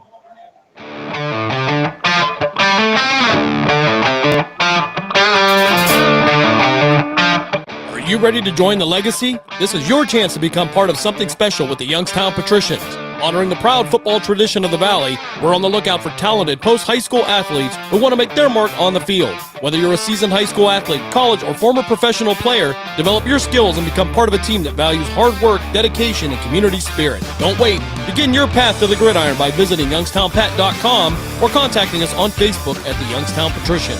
Be bold, be legendary, join the Youngstown Patricians today. Lena's Pierogi House is your home for the area's best variety of pierogies. Daily specials include the Polish platter, the Hungarian platter, stuffed cabbage, and halushki. Having a last-minute get-together? Lena's has you covered with a wide variety of frozen take-home pierogies and dumplings. Go to Facebook at Lena's Pierogi House to see the weekly lineup of available flavors for dine-in or carry-out. Catch the best at Lena's Monday from 10 a.m. to 4 p.m. and Tuesday through Friday from 10 a.m. to 8 p.m. 20 North Main Street in Hubbard, or call 234-254-8532. Are you tired of switching apps just to catch your favorite shows and live events? Say hello to the iMedia One Network app, your one-stop destination for streaming and everything that matters. From national sports to exclusive local content, Western Reserve Radio, Western Reserve Radio 2, and City View Sportscast are now all in one place, anytime, anywhere. Download the free iMedia One Network app on iOS and Android and unlock the future of sports audio in the palm of your hand. The iMedia One Network, your sports app in the Valley. Are you ready to hit the gridiron and make your mark? The Cleveland Cobras are recruiting players and coaches for the upcoming Premier Amateur Football League season. We're looking for passion, grit, and the relentless drive to win. Whether you're a seasoned vet or hungry rookie, your shot starts now. Join a brotherhood, build a legacy, strike with the Cobras. Follow us on Facebook at Cleveland Cobras Football, or for league information, visit PAFLfootball.com to get started today.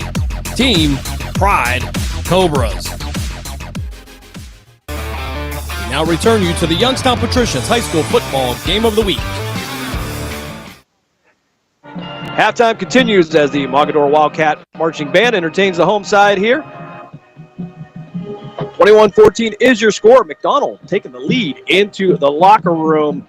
And we'll take a look at some scores from around the Valley here on the Discount Power Sports scoreboard update. As locally, the Mooney Cardinals with a 21-7 lead over Girard. I believe that was the last update that we got from Mark Means. And Girard trailing by 2 touchdowns. They have not trailed very often this year. No. They went back and forth with Poland, got 2 one-point wins over them. But right now, Mooney giving them their hardest challenge. Yeah, for sure. I know they haven't been behind by 14. I don't remember hearing that once during the regular season. Also, locally over on the PA side, Farrell with a 14-0 lead over Richland. And Hillsville and Danville. Hillsville with a 13-0 lead over Danville. Of course, 21-14 is your score here at Nordonia High School. In the NBA, we are all tied up at 22. And the Youngstown Phantoms, they're in action tonight. They are over in Dubuque, Iowa. So just about a 15-hour trip on a bus there. I'm sure, Dave, you have been there once or twice. Yes. They will head out. And probably not the greatest weather there out in Dubuque, but nonetheless, 2-game series out there for the Youngstown Phantoms. Let me get you a score from out there, and actually, they're just getting underway here. They are Central Time. Yep. So they will just be getting underway again, taking on the Dubuque Fighting Saints. Youngstown 11-6-1-1 here in the month of November. Dubuque 14-4 on the season. We'll step aside for our final timeout. When we come back, we'll get you ready for third quarter action here from Nordonia High School in Macedonia. You are listening to the Youngstown Patricians High School Football Game of the Week here on Western Reserve Radio and Sports Radio 1240 WBBW. We are back after this.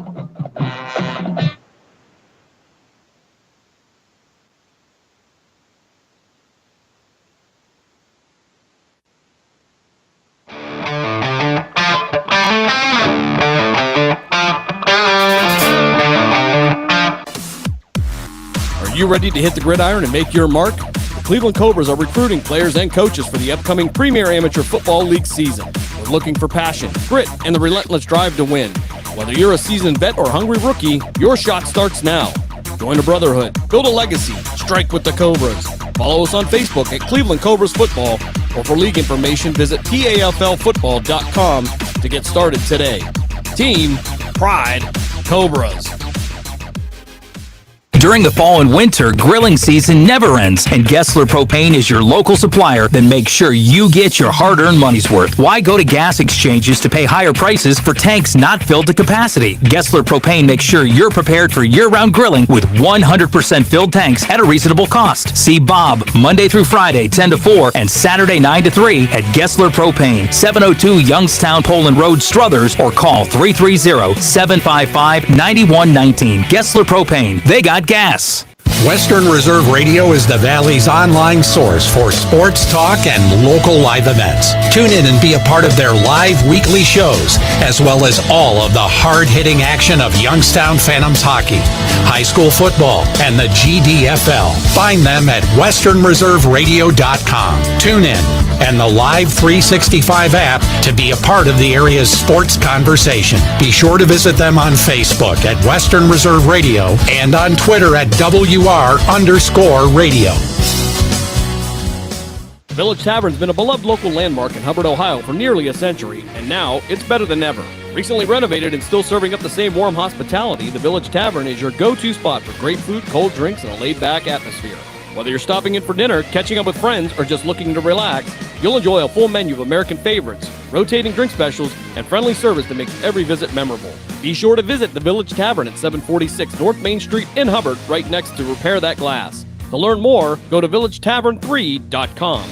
We now return you to the Youngstown Patricians High School Football Game of the Week. Halftime continues here in Macedonia, Ohio. Take a look at scores from around the state of Ohio. Some big games tonight. Some big name matchups here. The Steubenville Big Red, they are taking on Bishop Waterston. Bishop Waterston now with a 14-0 lead. That last reported in the second quarter. Glenville with a 28-7 lead over the Perry Pirates. Glenville Tarblooders there with a 3-touchdown lead. That is at the half. Garraway, they trail Kirtland 14-0. Kirtland, another one of those teams that are always in the mix. Always. Avon with a 21-12 lead over Highland. Danville Blue Devils trail Hillsdale by a score of 19-14. Indian Hill with a 19-14 lead over Valley View. Indian Hill, that down in the inner Cincinnati area. Actually, I got to see the Indian Hill hockey team there as well. Coldwater with an 8-6 lead over the Anna Rockets. Coldwater, a multi-time state champion there. That is at the half, and got to see Coldwater against Springfield several years ago, and what an outstanding program they are. Indian Valley with a 14-0 lead over Lexington. Indian Valley, they're down in Gannett Hutton. I believe it depends on if you're from there. It's either Gannett Hutton or Gannett Hutton. It depends, if you got the accent. Also, Marion Local trailing St. Henry by a score of 18-7. That at the half. Marion Local, another one of those teams that their name comes up every year. There's another one. The Olentangy Orange with a 14-7 lead over Pickerington. And we need to go back to this one. Elder, Cincinnati Elder with a 27-7 lead over St. Xavier. That a big game down also in the Cincinnati area.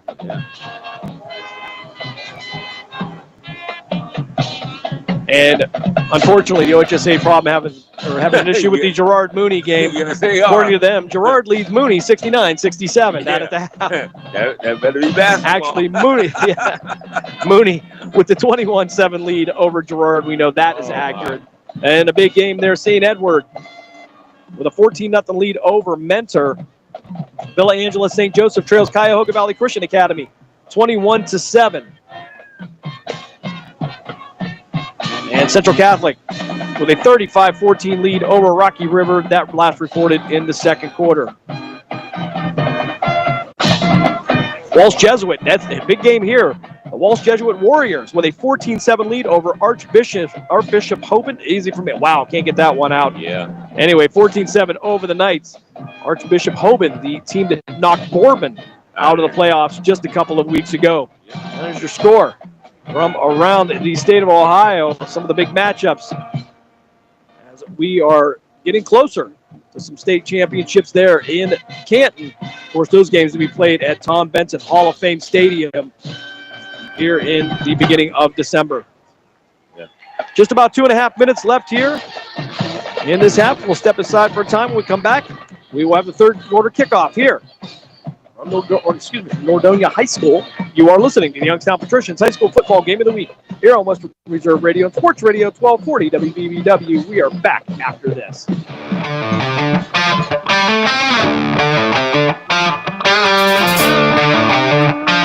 Are you ready to join the legacy? This is your chance to become part of something special with the Youngstown Patricians.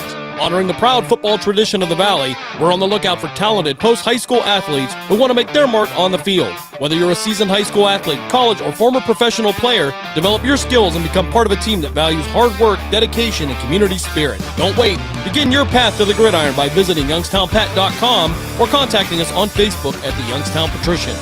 Be bold, be legendary, join the Youngstown Patricians today. Lena's Pierogi House is your home for the area's best variety of pierogies. Daily specials include the Polish platter, the Hungarian platter, stuffed cabbage, and halushki. Having a last-minute get-together? Lena's has you covered with a wide variety of frozen take-home pierogies and dumplings. Go to Facebook at Lena's Pierogi House to see the weekly lineup of available flavors for dine-in or carry-out. Catch the best at Lena's Monday from 10 a.m. to 4 p.m. and Tuesday through Friday from 10 a.m. to 8 p.m. 20 North Main Street in Hubbard or call 234-254-8532.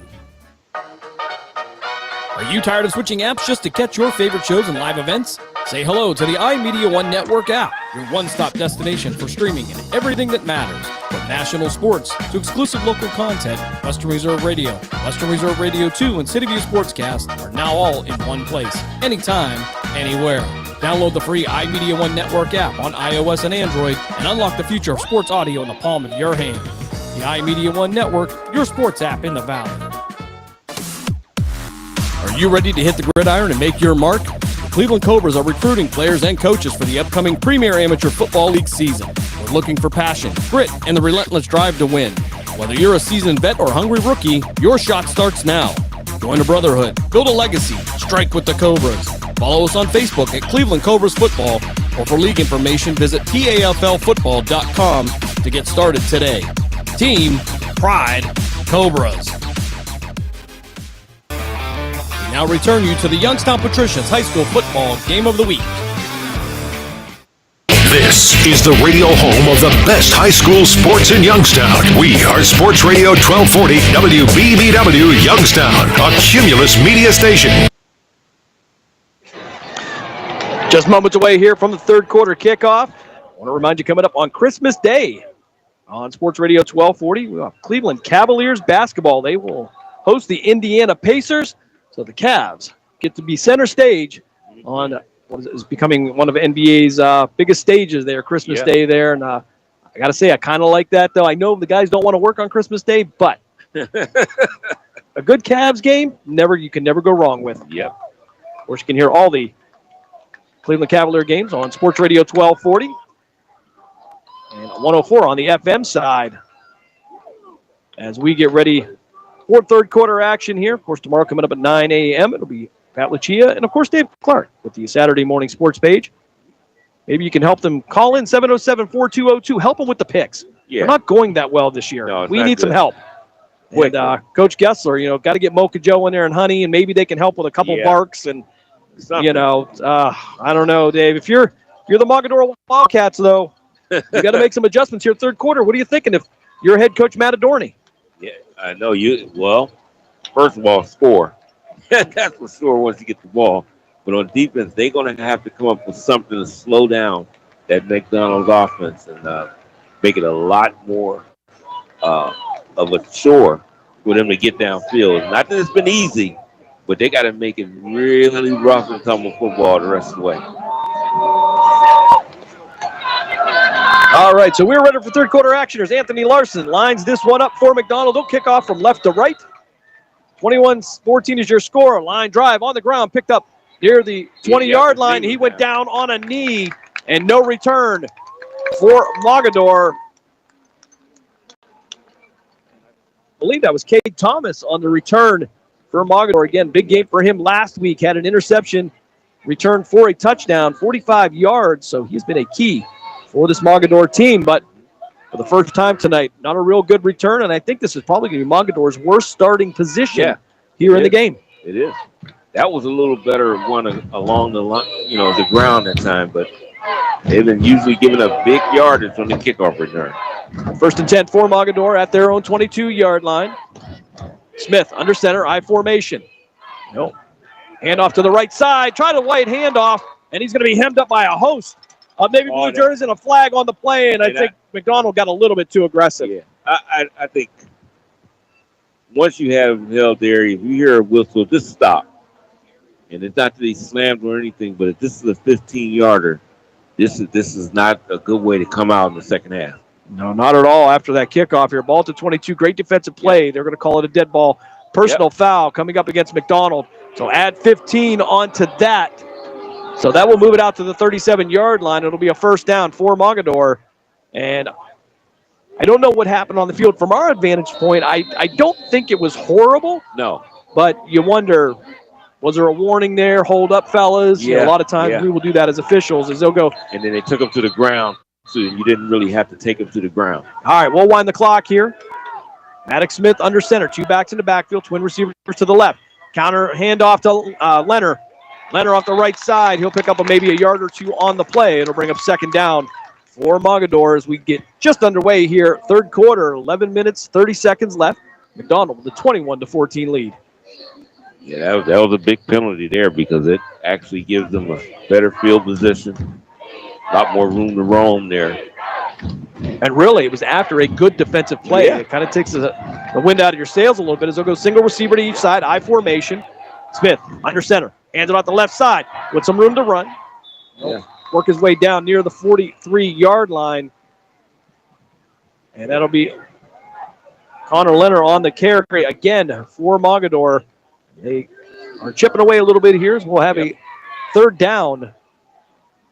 The thing about it with both teams, they are very decisive in their runs. Once they get the ball, they make a decision quickly and hit for that hole. 3rd and 3, T formation here. Smith under center. Hands it off to the middle man off the left side. That's going to be a first down for Mogadore. He'll just get it. That's going to be Dylan Benedum on the carry.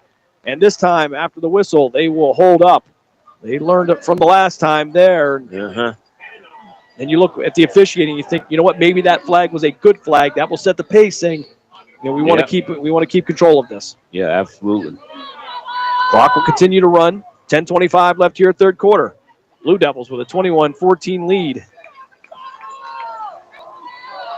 Mogadore with only one loss this year. That was back in September. They'll go heavy backfield, 3 running backs. It's going to be Smith taking it himself upfield, and he's going to be wrapped up at the 40-yard line. Good read.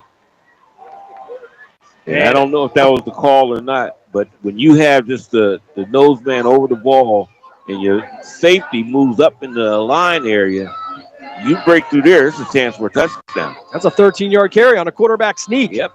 So obviously good read by Maddox Smith, the junior. He'll go right back to the line under center. Again, they'll go 3 running backs. Heavy to the left side. Hand off again left side. And contact in the backfield, but he'll slip the tackle and work his way down to the 36-yard line. I believe that was going to be Connor Leonard on the carry. Yeah. And that was Tyler Nullbach with an opportunity to get him in the backfield, but couldn't wrap him up. And that's the thing. That's why you don't want to lose your footing. You want to be able to drive those feet once you make contact. And when you lose that footing, they're able to spin away. We'll go back to the 3 running back set in the backfield. High formation with an extra fullback to the right. Pitch out to the far side. Connor Leonard. He'll stretch it out, and he will fight his way down near the 32-yard line. And he had to get to the 30 for a first down. So 2 yards short. That's going to bring up 3rd and 2 now for the Mogadore Wildcats on the plus side of the field. 8:53 left here, third quarter.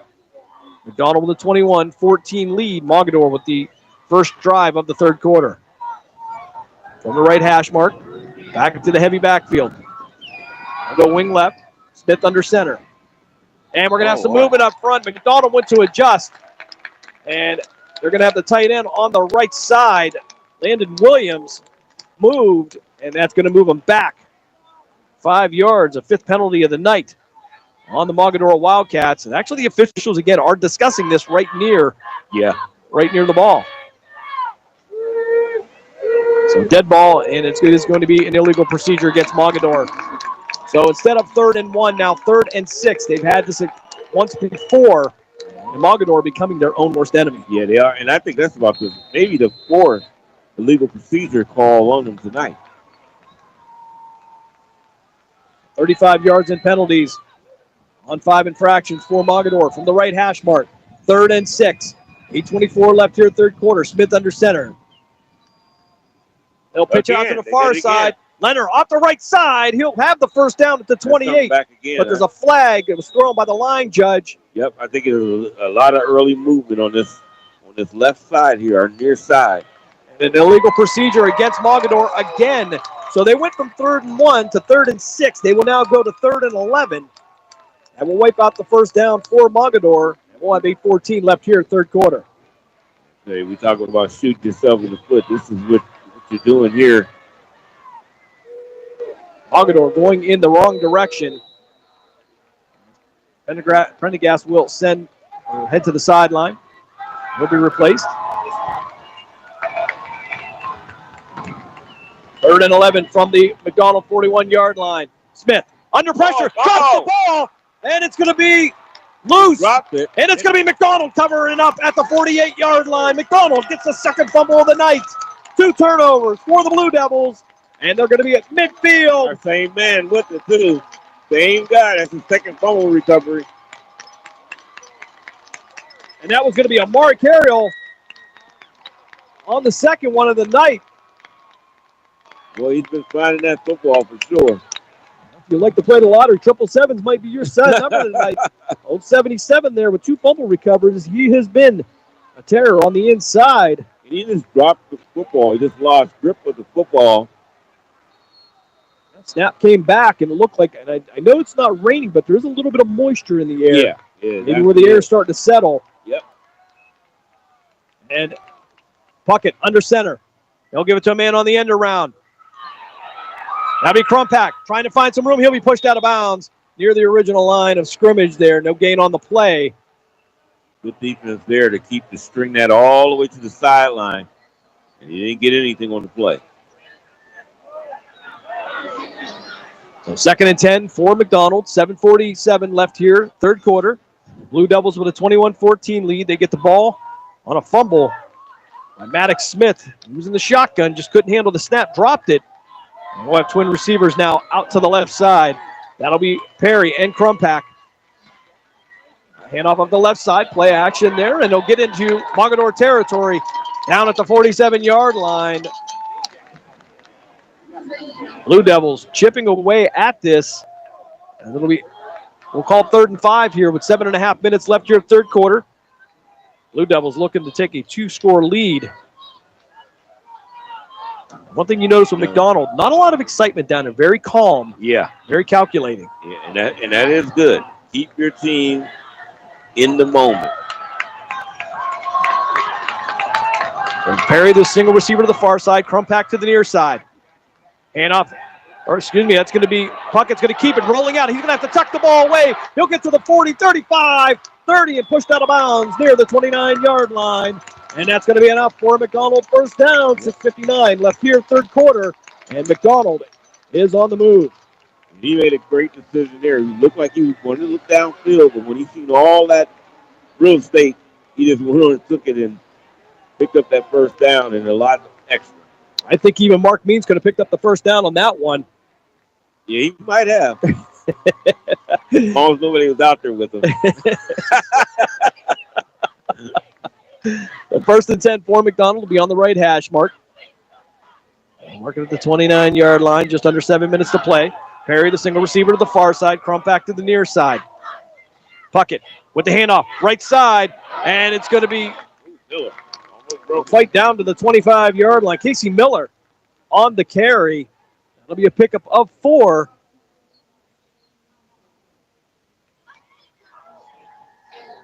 I believe instead of Shane Thomas on the tackle for Mogadore, but again, McDonald likes to play to that narrow side of the field. I find that unusual because there's less room to work, but yeah, but I love it. They are very successful at it. As Kyle Puckett will bring into play from the sideline. 6:20 left here with 9 seconds left on the play clock. They'll go right to the line. Wing to the left, single receiver to the near side. Handoff right up the middle. That'll be Zajac. He'll drive his legs inside the 25 down near the 23-yard line. Pick up a 3 on the play. Just about 3rd and 4 now for the McDonald Blue Devils. They'll mark this at the 24. So 3rd and 5 here as we're ticking away on the clock here. 8:26 here. We're halfway through the third quarter. Yeah, already. So Perry, the single receiver to the far side. Crump back to the near side. Puckett under center. He'll plant. Fire. Crump back with the catch at the 20-yard line. Pick up a 4. Boy, that was right there. That was a tight window there. So 4th and 1 now for McDonald. And I think it was a question before, would they go for it? I think that Coach Dan Williams has kind of answered that already. Yeah, we know what that is. He's not afraid to get him on 4th down here. Puckett will bring in the all-important 4th and 1 play from the sideline. 5:07 left here, third quarter. Perry going to be the single receiver to the far side. Crump back now will be a wing to the right. Zajac, the running back. Hand off to Zajac. He'll fight his way forward. He should have it. And as a matter of fact, he'll drive for an extra yard. He needed 1.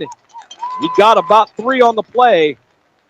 Zajac, again, just a big young man there. 6'3", 230. Almost an Adrian Peterson type build. Yeah, yeah. Of course, at 17 or 18 years old, that's pretty impressive. Yeah, for sure. He's a big kid. No doubt about that. 4:40 left here, third quarter.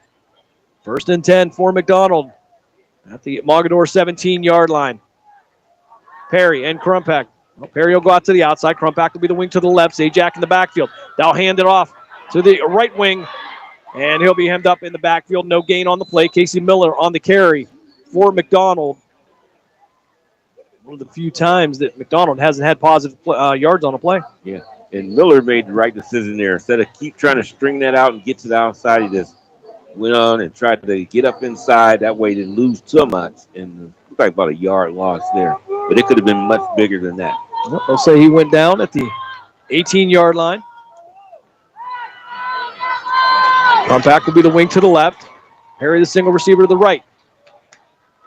Back to pass. On the swing pass, out to Crumpack. He'll get to the 10, and he'll be brought down just about a 2 yards short of a first down with 3:39 left here, third quarter. McDonald with the 21-14 lead. They are knocking on the door again. Let's get them down to the single digits, about 2 yards away maybe. Yard and a half. Now we'll call this 3rd and 2 at the 9. Working from that right hash mark again, Jordan Perry. And Kyle Puckett coming in from the sideline. Puckett will head out as the receiver to the far side. Crumpack will be the slot to the left of Puckett. Puckett with Zajac and Miller in the backfield. He'll give it to Zajac. Zajac will spin and turn. He'll pick up a couple yards on the play. We'll see if it's enough for a first down. They'll stop the clock, and indeed, it is 1st and goal for the McDonald Blue Devils. They lead 21-14. They're looking to add more on to this. because I think everybody knows you are not safe with Mogadore with just a 7-point lead. Yeah, that's for sure. And you still can't get comfortable if you do score here. Long way to go here, this Division 7 playoff. McDonald 21, Mogadore 14. Bucket with the play from the sideline.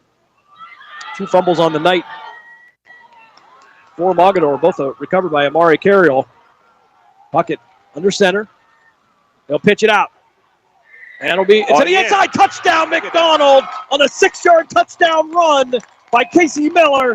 Miller extends the lead to 27-14 with 2:29 left here in the third quarter.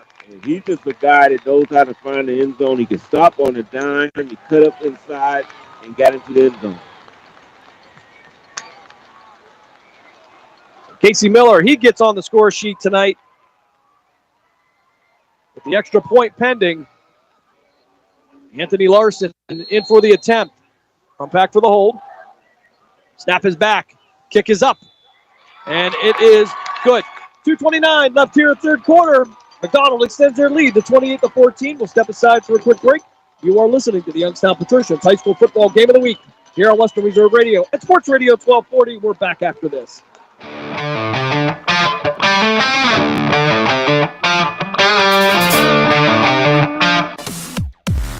Are you ready to hit the gridiron and make your mark? The Cleveland Cobras are recruiting players and coaches for the upcoming Premier Amateur Football League season. We're looking for passion, grit, and the relentless drive to win. Whether you're a seasoned vet or hungry rookie, your shot starts now. Join a brotherhood, build a legacy, strike with the Cobras. Follow us on Facebook at Cleveland Cobras Football, or for league information, visit TAFLfootball.com to get started today. Team Pride Cobras. We now return you to the Youngstown Patricians High School Football Game of the Week. Anthony Larson on to kick this one off. All kickoffs this year are brought to you by the Village Tavern. For nearly 100 years, the Village Tavern has been one of the area's favorite local spots for great food, cold drinks, and a laid-back atmosphere. Village Tavern is located at 746 North Main Street in Hubbard and online at villagetavern3.com. Larson with the low line drive, fielded at the 24-yard line, going to be brought out to the 25, out to the 40, out to the right side with some room to run, and he'll bring this one out to the 49-yard line. Cade Thomas on the return for Mogadore, and Mogadore sets up near midfield here. Good field position for the Wildcats, down 2 touchdowns. Yeah, great field position to get started and try to get some of these points back if they can. Mogadore 1st and 10 from the right hash mark. Give you some of the Discount Power Sports scoreboard updates from around the area here. Smith will go under center. Backs in the backfield, single receiver to the near side. Hand off to Leonard. Leonard, ball on the ground here, and McDonald says they have it. Do they have it again? And they come up with it. McDonald with the fumble, third of the night. Wait a minute, not completely convinced yet now, the officials. Not so fast. No. The beanbags came out. They marked it. And somehow or another, it appears that Mogadore will get a credit for a yard on it. So now 2nd and 9. Not sure about that one. Yeah, I'm not sure what happened there. Maybe the official said he was down. We can't hear what they're saying, but the officials did throw the beanbag. So twin receivers to the right, single receiver to the near side. Smith in the shotgun this time. He'll call his own number off the left side, and he's going to be met at the line and pushed back to the original line of scrimmage. Loss of 1. 3rd and 10 now for Mogadore with under 2 minutes to play here in the third quarter. Good defense there. Discount Power Sports scoreboard update. Last reported here, Cardinal Mooney with a 31-14 lead over the undefeated Girard Indians. Well, I tell you, that is the key to this time of football is get hot at the right time. And Mooney has been playing good week after week. Yeah, they are peaking out at the right time. Yes. 3rd and 10, Smith in the shotgun. Twin receivers to his left, single receiver to the far side. Back to pass, 3-step drop. Fires over the middle, and it's going to be overthrown. Contact the middle of the field, and flags are going to come from everywhere as Casey Miller. I knew they were going to call it. They're going to be called for a hit on a defenseless receiver. Yep, I was going to say that was one you just let it. You see it's overthrown, just let that go. Now the officials are going to talk about it. Let's see, and it was big. That is going to be the case. It will be first down at the McDonald 36-yard line as the officials still conferencing here at midfield. I don't know that all of them are absolutely convinced, but and nope, they're going to move the ball. And Mogadore is going to come back now. The flag's still on the field. And first down, they called it. All right, so it is going to be an unnecessary roughness on Casey Miller. Hit on a defenseless receiver. That ball thrown right down the center of the field. Miller playing center field. Yeah. Hit the receiver. To me, it looked like right in the chest, but the hit on the defenseless part was what they're going to enforce. That's what they're going to call, yeah. All right, so 1st and 10 from the 36-yard line. Smith in a pistol formation. Wing to the right. 3-step drop. Has plenty of time. Fires down the right side. Looking for a man. It's going to be caught. Touchdown. 36 yards. And I believe Cade Thomas on the reception, 36 yards from Maddox Smith. And just like that, it's 28-20. Mogadore knocking on the door. Yeah, it was not a surprise to me that they got in and a chance to score. You figure 2 downs in a row, you had a big situation. The fumble that we thought there was one, and then the hit, the illegal hit there. Snap is back, and it's up in here after not a great snap, but it was a very good hold. The Mogadore Wildcats cut the McDonald Blue Devils lead to 28-21 with 1:06 left here in the third quarter. And just like that, after Mogadore struggled a little bit, they take a shot downfield by Kane Smith in the end zone. He gets his second touchdown in as many, or Cade Thomas, his second touchdown in as many weeks. Yep, put it right there, I tell you. Can't let that happen. You just can't sit back. And 2 downs in a row, as I said earlier, you figure you were getting off the field with a fumble, and then the next down you see it's an overthrow, but then the illegal hit up high, and, man, gave them a second life, and they were able to get it into the end zone. And if my calculations are correct, that is the first penalty of tonight against the McDonald Blue Devils. Wow. So a clean game being played. Yes. By the Blue Devils. Mogadore with 5 penalties so far. 435 yards. McDonald, 1 penalty. 415 yards. And a big one. And that resulted in the first down. Had him 3rd and 10, but an easy first down here. Mogadore will get ready to kick this one off. Mogadore moving right to left. From the gas, we'll put a boot into it. It'll be fielded at the 20-yard line by McDonald. Brown at the 25, 30. A little bit of room to run. He'll twist and turn past the 45, down to the 46-yard line. Jordan Perry on the return for McDonald will set them up near midfield. And just like Mogadore, their returns are setting the offenses up very nicely. Again, we talked about these 2 twins beating each other up. Yes. It's almost play for play. It is, and it's back and forth. 1st and 10 at the 47-yard line. 58 seconds left here, third quarter. McDonald with a 28-21 lead. Big drive coming up for the Blue Devils. Single receiver to the near side. That'll be Perry. Puck it under center. Zajac and Miller in the backfield. He'll give it to Miller. Miller off the right side. He'll slip a couple tackles, make it inside the 50 down to the 49-yard line. Pick up a 4 on the play. 2nd and 6. Now for McDonald. That is one slippery runner there. I mean, he just dodges in the side in traffic and able to pick up that yardage. He should have been stopped for no gain. A lot of hip movement in there. I don't know if I could do that. No. That's a lot. I'd have to see a chiropractor and an orthopedic surgeon after that. So, twin receivers out to the far side. That'll be Perry and Crumpack. Bucket under center. Zajac and Miller in the backfield. You give it to Zajac on the pitch. Out to the left. Upfield, he'll drop his shoulder, get past the 45, down to the 44-yard line. Pick up a 5, 3rd and 1 now for McDonald. Moving left to right on your devices. Yeah, fourth quarter. And they will tick this one down as we hit the end of 3. After 3, it's the McDonald Blue Devils 28, the Mogadore Wildcats 21 here on the Youngstown Patricians High School Football Game of the Week on Western Reserve Radio and Sports Radio 1240. We'll be back on the other side of this break.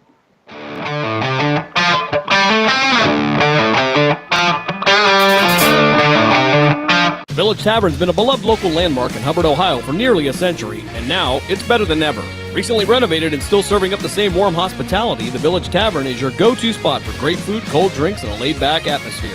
Whether you're stopping in for dinner, catching up with friends, or just looking to relax, you'll enjoy a full menu of American favorites, rotating drink specials, and friendly service that makes every visit memorable. Be sure to visit the Village Tavern at 746 North Main Street in Hubbard, right next to Repair That Glass. To learn more, go to villagetavern3.com. Are you ready to hit the gridiron and make your mark? The Cleveland Cobras are recruiting players and coaches for the upcoming Premier Amateur Football League season. We're looking for passion, grit, and the relentless drive to win. Whether you're a seasoned vet or hungry rookie, your shot starts now. Join a brotherhood, build a legacy, strike with the Cobras. Follow us on Facebook at Cleveland Cobras Football, or for league information, visit PAFLfootball.com to get started today. Team, pride, Cobras. We now return you to the Youngstown Patricians High School Football Game of the Week. Moving forward here, and it's going to be McDonald with a first down at the Mogadore 36-yard line. 11:44 left here. As McDonald going right back to the line, pocket under center. He'll pitch it out to Miller. Miller cutting back to the inside. Miller with a lane. He's got room to run. He's gone. 36 yards. McDonald with the touchdown. 11:30 left here in the fourth quarter. And the Blue Devils get that 14-point lead back. 13, pending the extra point. And a great run. Oh, boy, that's how you get it right back. And he's just a big play waiting to happen all the time. Extra point pending as Larson will come on. Snap is back. Kick is up. And it is good. 11:30 left here, fourth quarter. And the McDonald Blue Devils take a 35-21 lead. Is there a flag down in the middle of the field? There was a flag down there. I did see our referee speaking with the crew. And the only thing I can think of, maybe an encroachment on that. Yeah, that was thrown right in the middle of the formation. If so, that should be enforced on the kickoff. 11:30 left here in this fast-moving game. And personal foul actually coming up. Oh, that's the roughing the kicker. Oh, man, you don't see that too often. As the rain starts to come down here in Macedonia. So that will be assessed on the kickoff, I do believe. So that will give Larson an opportunity to put this one deep. So another 15-yarder against Mogadore. That is their second of the night, Sixth penalty of the night.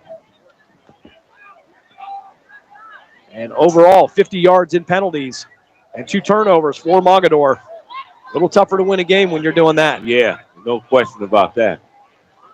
Makes everything tougher, Jim, for sure.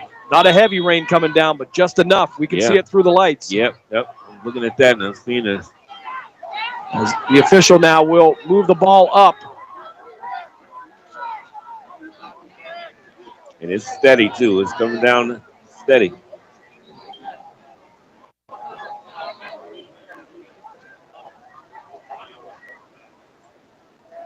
$11:30 left here, fourth quarter. And they will move the ball to the Mogadore 45-yard line. So that will give Larson an opportunity maybe for a touchback. This rain coming down, though. This ball, pretty much anything could happen here. Yeah, I was slipping for sure now. And they're going to keep this one on the ground. It'll be stopped at the 8-yard line. This one brought out towards the 18-yard line and brought down. An outstanding tackle by Quinn Schmidt. Cade Thomas on the return for Mogadore.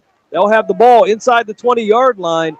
22 yards to go for Mogadore. 11:25 left here, fourth quarter.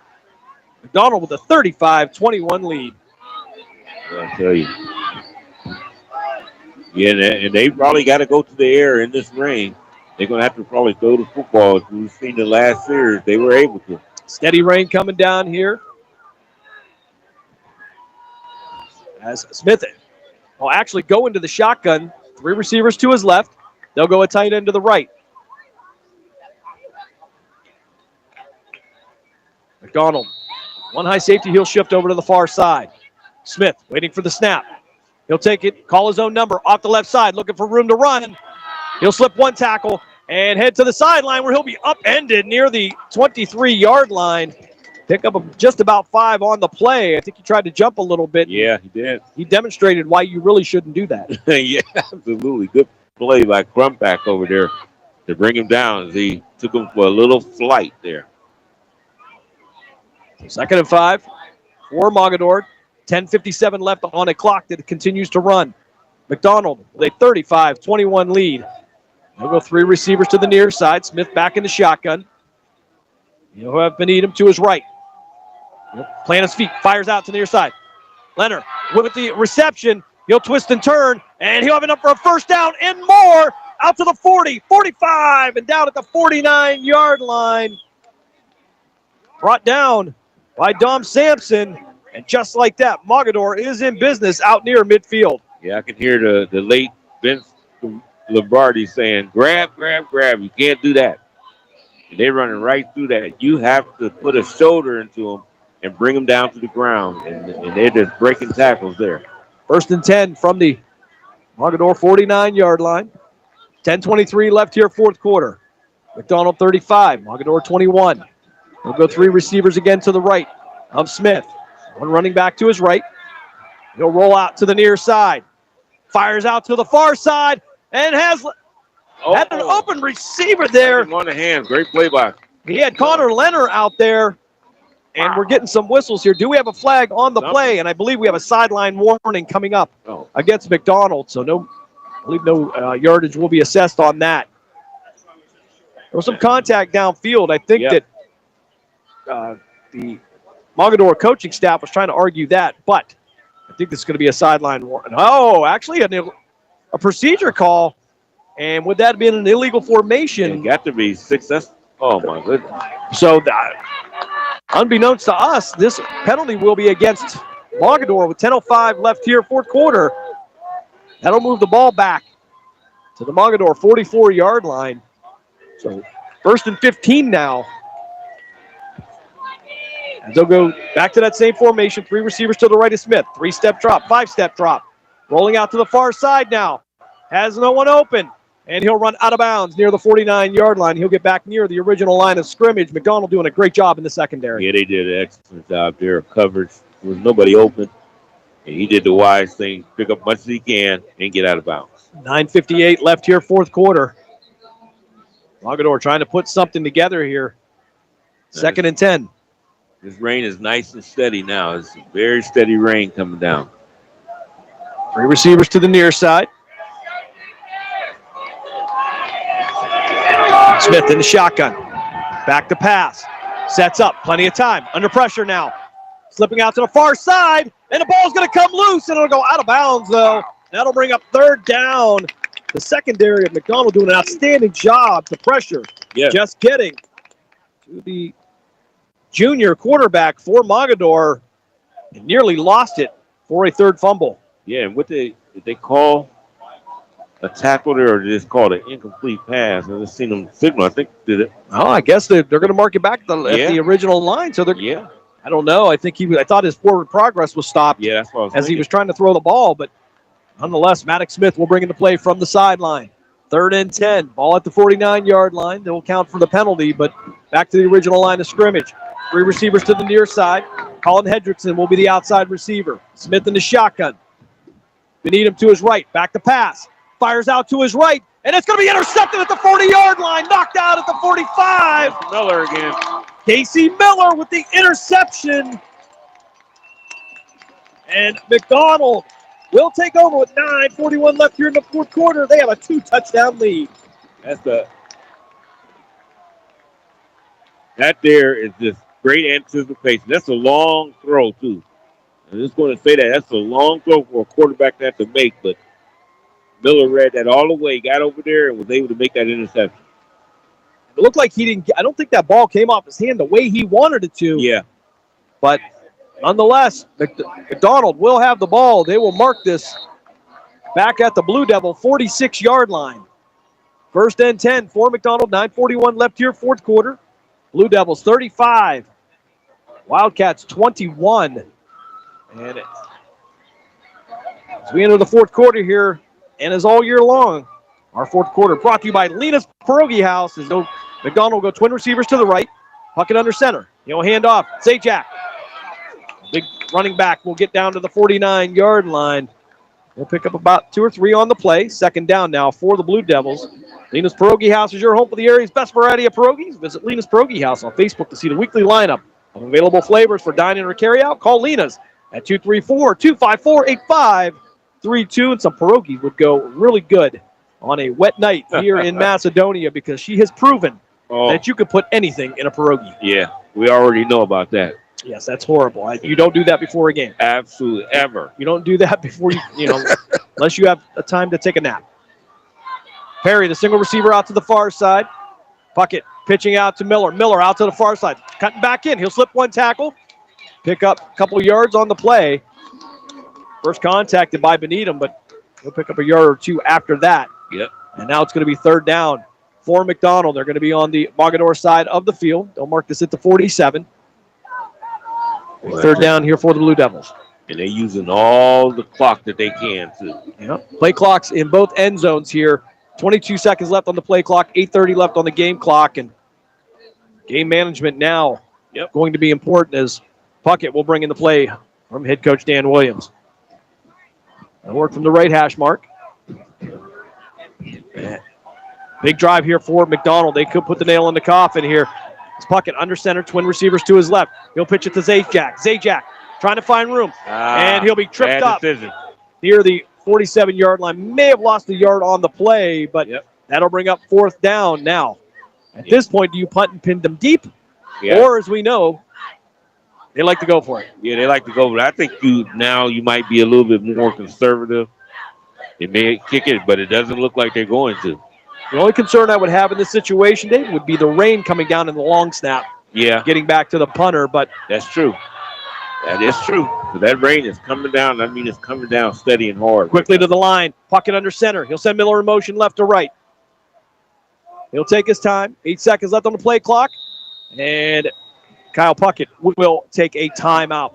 7:27 left here. Fourth quarter. We'll step aside for a quick break as well. You are listening to the Youngstown Patricians High School Football Game of the Week here on Western Reserve Radio and Sports Radio 1240. We're back after this.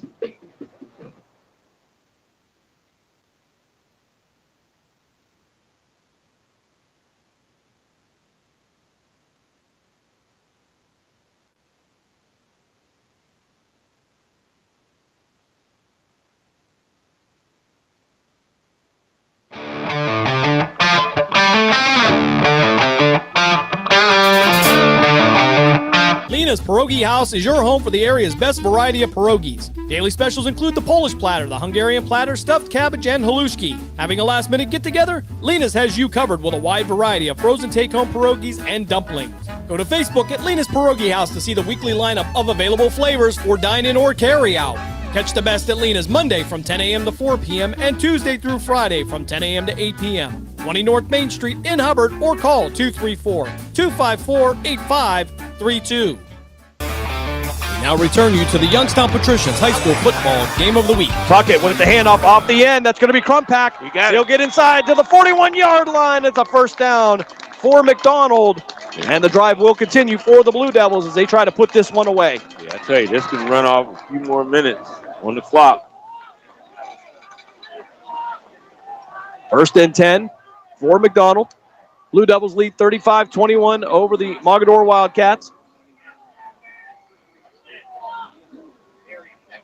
Take a look at some of the scores from around the state, actually, with the Discount Power Sports scoreboard update. As Mooney now leads Girard 34-14. Wow. Puckett under center. Miller in motion. Crumpack in motion. Hand off to Zajac, left side. He'll spin, turn, and run through some tacklers down to the 27. And that's plenty enough for a McDonald first down. Clock will continue to run with 7:14 left here as soon as they get the marker started. 32 seconds left on the play clock here. Now it's going to become just a matter of taking opportunities away from Mogadore. Yeah, that's really what you want to do here. And you want to go ahead and score again with McDonald, but you want to take as much time as possible off the clock. Scores from around the state. Cuyahoga Valley Christian Academy leading Villa Angela St. Joseph 35-7. Interesting one. Puck it under center. Left hash mark. Handoff on the end around. And it'll be Crumpack that'll elude one tackle, but he'll get down to the 26-yard line, pick up 1 on the play. 2nd and 9 now for McDonald. Walsh Jesuit with a 28-7 lead over Archbishop Hoban. Interesting score there.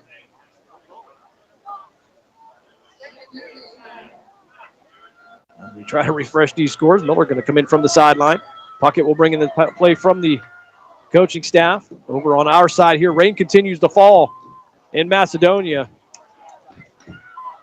Jordan Perry, the single receiver to the far side. Zajac, the running back. Miller in motion. Hand off to Miller. He'll cut to the inside. 20, 15, and down near the 11. Oh, he's not down. And he rolled over a defender, but the officials will call it down. Yes, that's the second time tonight he's done that. Yeah, and they call him down too early. He's on top of a player. He's really not down. They'll mark this at the 11, so it'll be 1st and 10 for McDonald. They can get another first down inside the 1. And we're under 6 minutes to play here, 4th quarter, here in this Division 7 playoff.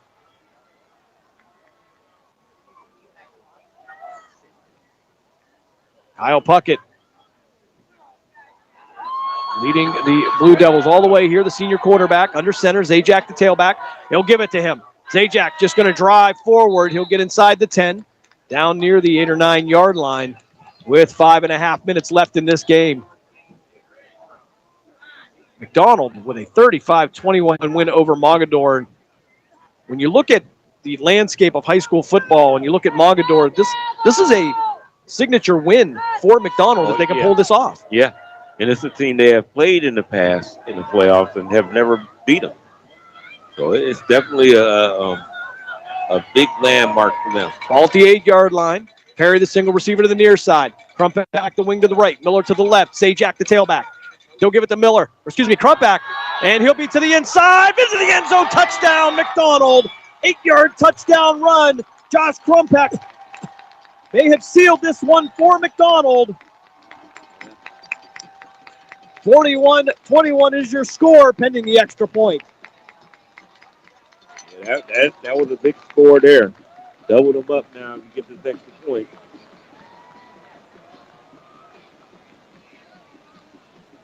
Getting it done on the ground is Josh Crumpack. Lined up at that right wing, came across, fought his way all the way into the end zone, and that could be the nail in the coffin here for Mogadore. As snap is back, kick is up, even in the rain. Anthony Larson hits this one, and McDonald takes up. Did they get that? Okay, they are going to count. 42-21 is your score. There was a hesitation there. Yeah. McDonald with the lead. And now, for the coaching staff for McDonald, could be all academic as they just managed this clock here. And as long as nothing crazy happens, McDonald, maybe from our end, we won't say theirs, maybe looking forward to next week. Yeah. That's for sure. Try to get some more scores. I know they feel good, but you don't want to be too high just yet. No, too much confidence there in a team that has been there, done that. Right. Down 3 touchdowns now is Mogadore. 4:51 left here in the game. Unbelievable performance right now by the McDonald Blue Devils. No question. 3 turnovers. And 6 penalties by Mogadore. Very uncharacteristic things by this program. And McDonald has scored 21 points in each half. And that's been monumental also. Larson to kick this one off. Kick right to left here as the rain continues to fall. He'll keep this one on the ground. It'll bounce and picked up at the 25-yard line. Wildcats going to bring this one out near the 38-yard line. Return by Cade Thomas. That's when Mogadore will take over 1st and 10 with 4:45 left here, 4th quarter. Mogadore may have to go through the air here a little bit because they got a lot of ground to make up if they want to stay in this. Yeah, and you've seen the last time they did have the possession. They did try to throw the football. They were able to get that score there. They got to go to the air. There's no doubt about that. K. Thomas will head to the sideline. Colin Hendricks is in. He'll be the tight end to the left. Smith under center. Hand off the left side. Connor Leonard off the right side. He's got one man to beat. He got to beat Perry on the angle. 30, 20, and knocked down near the 13-yard line. So Mogadore not ready to wave the white flag just yet. The clock will stop with 4:34 left here in the game. McDonald with a 42-21 lead. And as I said, they got to put it to the air. They go right to the running game. And, man, did it open up. Oh, I guess that's why we're up here and they're down there. Absolutely. Down 3 touchdowns. Mogadore now 1st and 10. Right at the 10-yard line. So we'll call it 1st and goal. Yep. Maddox Smith under center. 3 backs in the backfield. And off the right side. Leonard. Falling forward, trying to pick up a couple yards on the play. Connor Leonard, the senior, battling for the hard yards, but time becoming an issue for the Mogadore Wildcats. 4:18 left here in the game. From the right hash mark, Maddox Smith back under center, 3 backs in the backfield. Tight end to the right.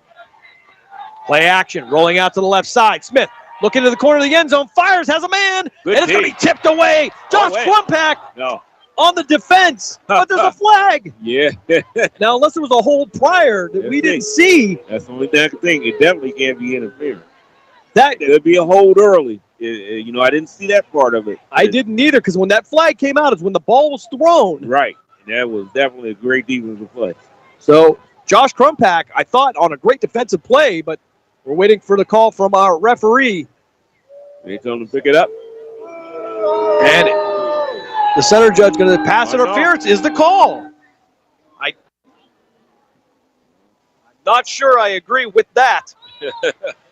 Looking at the other side of this matchup, Hillsdale has a 25-20 lead over Danville. They will meet the winner of this matchup as Smith now under center. Send a man in motion from left to right. That'll be Benedum. Back to pass. Fires over the middle. Tipped away. Intercepted by Zajac. McDonald gets the ball in the end zone. They'll bring it out to the 20. I apologize. That was going to be Quinn Schmidt on the interception. It was 18, not 10. And the 4th turnover of the night. And that surely will cost Mogadore here. 3:53 left here in the 4th quarter. And after a great opportunity inside the 10-yard line, McDonald will take over. I'm sure we'll see a lot of the run game here. Yeah. Yep.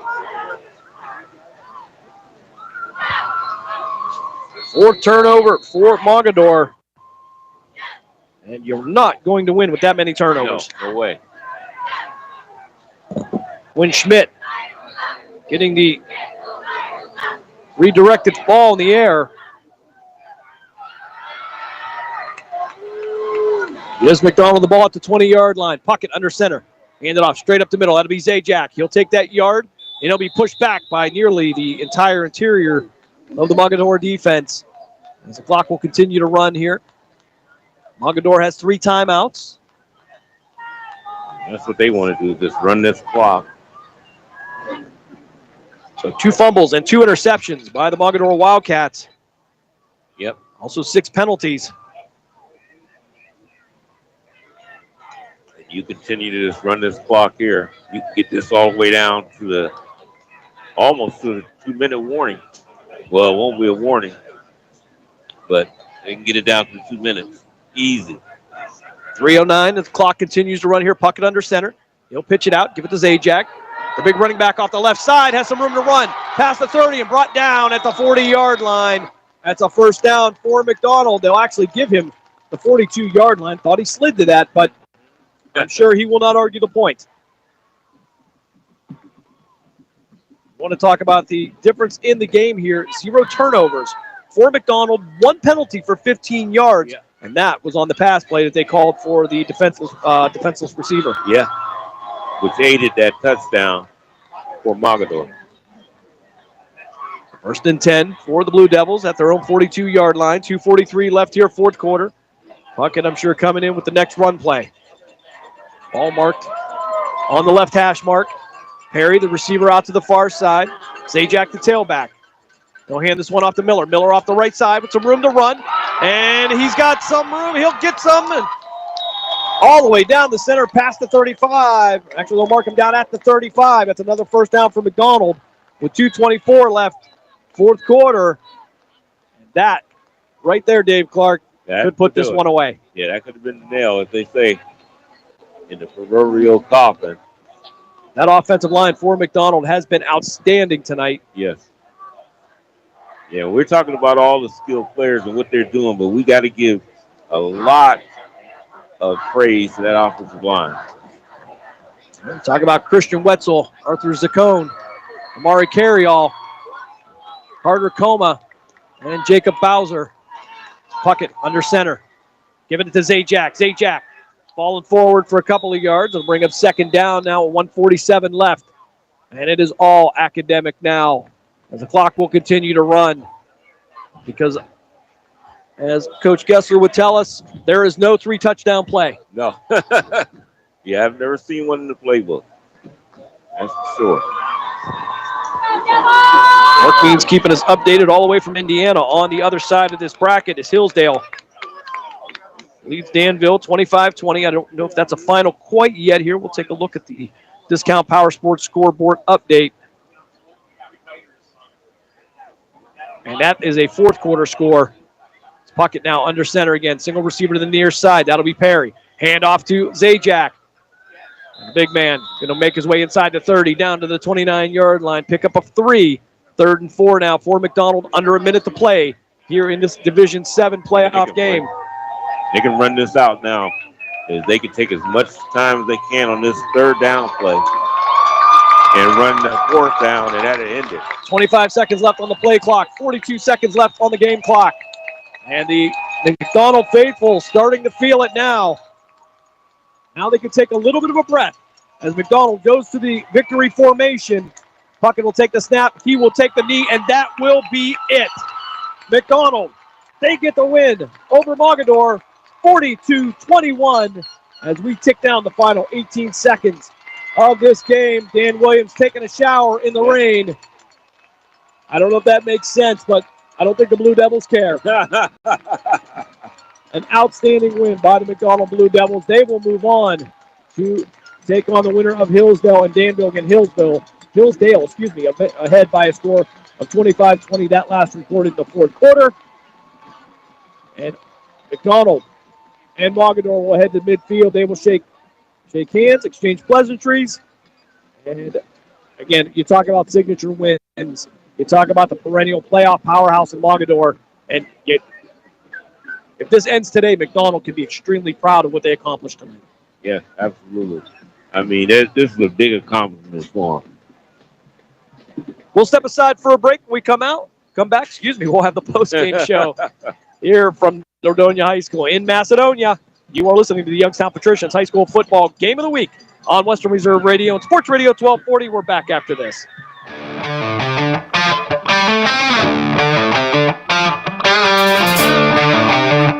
Discount Power Sports LLC is continuing to grow. They offer ATVs, dirt bikes, go-karts, electric bicycles, while offering off-road power sport repair services. Located at 758 North Main Street in Hubbard, right next to the newly renovated Village Tavern. Discount Power Sports LLC also offers financing and accepts all major credit cards. Discount Power Sports LLC, find them online at discountpowersports.biz. Discount Power Sports LLC, where value meets adventure. Are you ready to join the legacy? This is your chance to become part of something special with the Youngstown Patricians. Honoring the proud football tradition of the Valley, we're on the lookout for talented post-high school athletes who want to make their mark on the field. Whether you're a seasoned high school athlete, college, or former professional player, develop your skills and become part of a team that values hard work, dedication, and community spirit. Don't wait. Begin your path to the gridiron by visiting youngstownpat.com or contacting us on Facebook at the Youngstown Patricians. Be bold, be legendary, join the Youngstown Patricians today.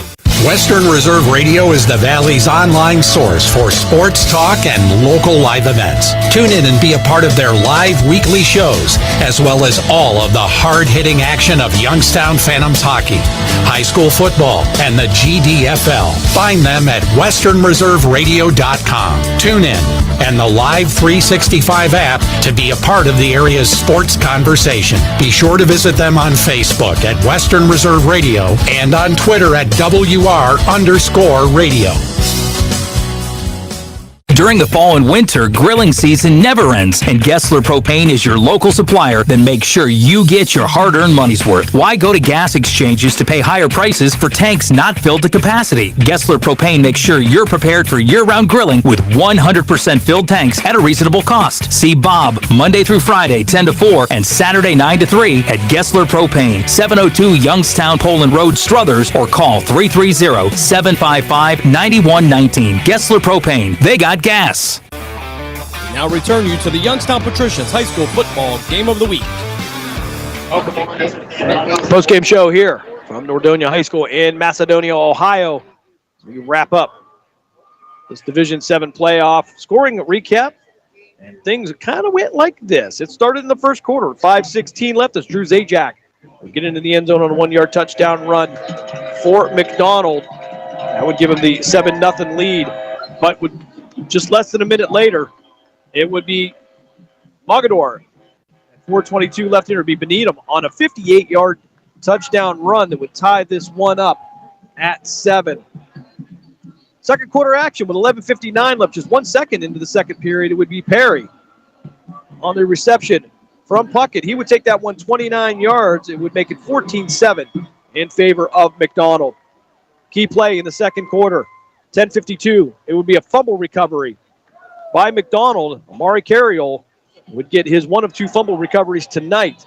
It would set the Blue Devils up at the 8-yard line. Couldn't do much with that, and I believe that would be the only punt of the game. Second quarter also, 6:25 left. Maddox Smith on a 49-yard touchdown run for Mogadore would add 7 for the Wildcats. Second quarter also at the 2-minute mark. Josh Crumpack on a 2-yard run would add 7 more for McDonald, and it would be into the third quarter when at 7:54 McDonald would get the second fumble recovery by Amari Carriol. That would set up Mogadore,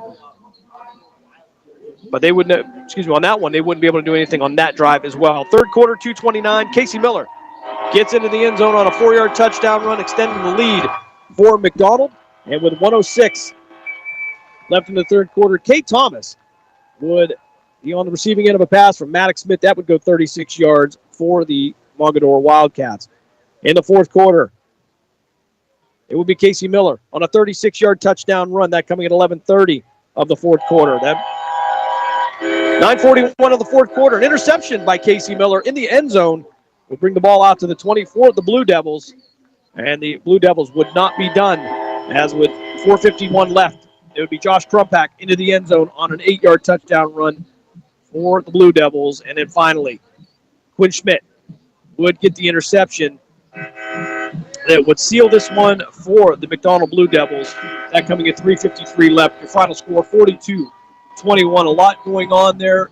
A good game, again, between these two teams. However, turnovers and penalties coming at most inopportune times for Mogadore cost them. And now McDonald moves on next week to play the winner of Hillsville and Danville. Yeah, that should be an interesting game there. But boy, I'm really impressed with McDonald tonight to be able to play a game like this. Pretty clean game by him. That one penalty only for McDonald. That 15-yard defenseless receiver penalty coming there, and if you're Coach Dan Williams, you really can't be upset about that. One penalty in 4 quarters, that is very disciplined football. Yeah, that's definitely disciplined football. They did a great job tonight. Very good. McDonald down now celebrating here with the band. We'll step aside for our last break. When we come back, we will wrap it up from Nordonia High School here in Macedonia. You are listening to the Youngstown Patricians High School Football Game of the Week here on Western Reserve Radio and Sports Radio 1240. We're back after this.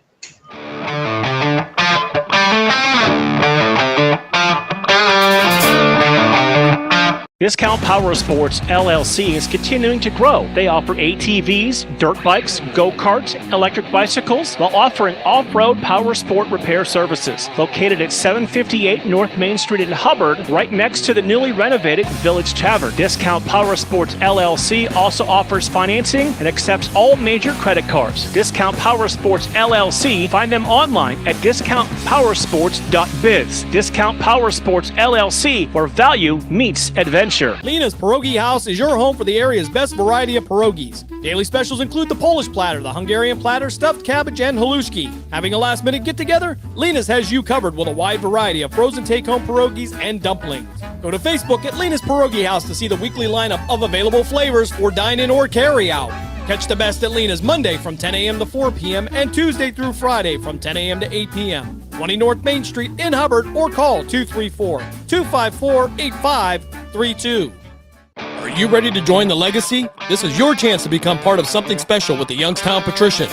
Honoring the proud football tradition of the Valley, we're on the lookout for talented post-high school athletes who want to make their mark on the field. Whether you're a seasoned high school athlete, college, or former professional player, develop your skills and become part of a team that values hard work, dedication, and community spirit. Don't wait. Begin your path to the gridiron by visiting youngstownpat.com or contacting us on Facebook at the Youngstown Patricians.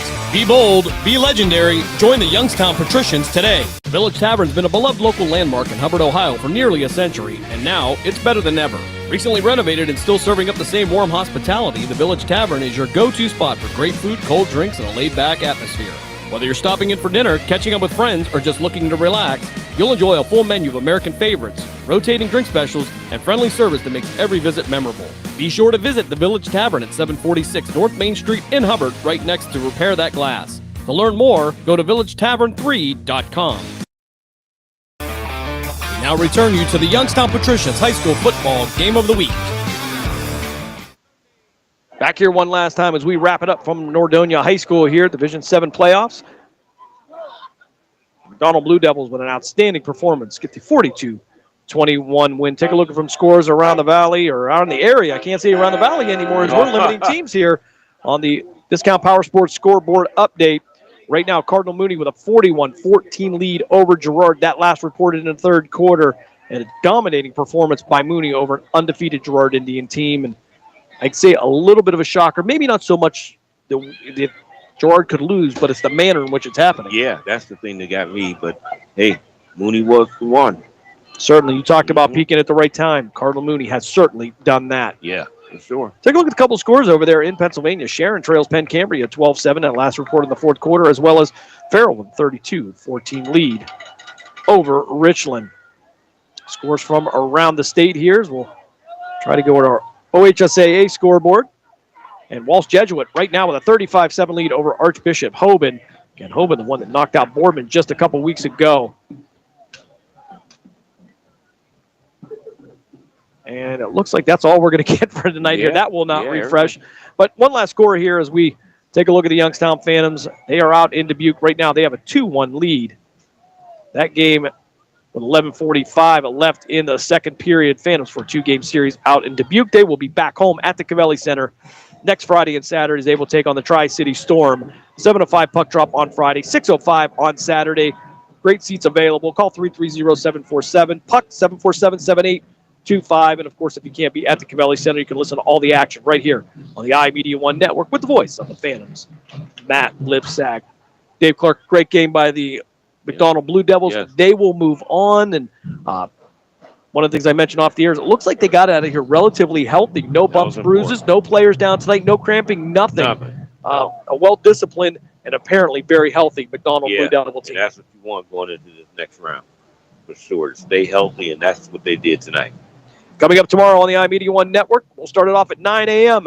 with the Saturday morning sports page. Pat Lucia, Dave Clark will bring you all the talk you can handle in the wonderful world of sports.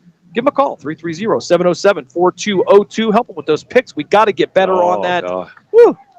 not going well. Don't want to talk about it. NCAA Division III football coming up tomorrow, 11:15 pregame. As the Grove City Wolverines, they head over to Hanover, Indiana to take on the Hanover Panthers. That's scheduled for a 12 o'clock kickoff. Mark Means and the professor, Ryan Briggs, bringing you all the action over there in Indiana. And then, of course, we talked about the Phantoms coming back next week. They'll get out of Dubuque with a couple of wins as they are trying to get in midseason form there in the United States Hockey League. Stay tuned to all of our social media this week as we will update you on the McDonald Blue Devils and where Mark Means will be, where they will be next week here. We are now into the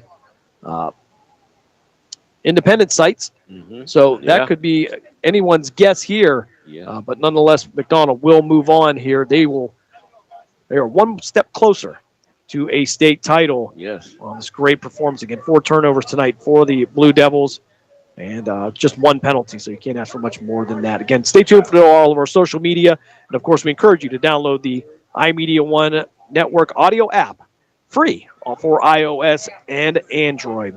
So for Matt Craven back in the Gessler Propane Studio, Dave Ferris for keeping us on the air. Thanks, Ben Slagle, for helping out. Mark Means keeping an eye on us over there in Indiana. We appreciate it. I am Jim Craven. Thanks again for joining us here for the Youngstown Patricians High School Football Game of the Week. Your score one last time here, the McDonald Blue Devils. They move on in the Division 7 playoffs. They get the 42-21 win over Mogadore, and we hope that you all have a fantastic weekend. We'll see you back here next Friday. Oh, yeah. You got it. We thank you for joining us for this special presentation of the iMedia One Network, and we now return you to your regularly scheduled programming.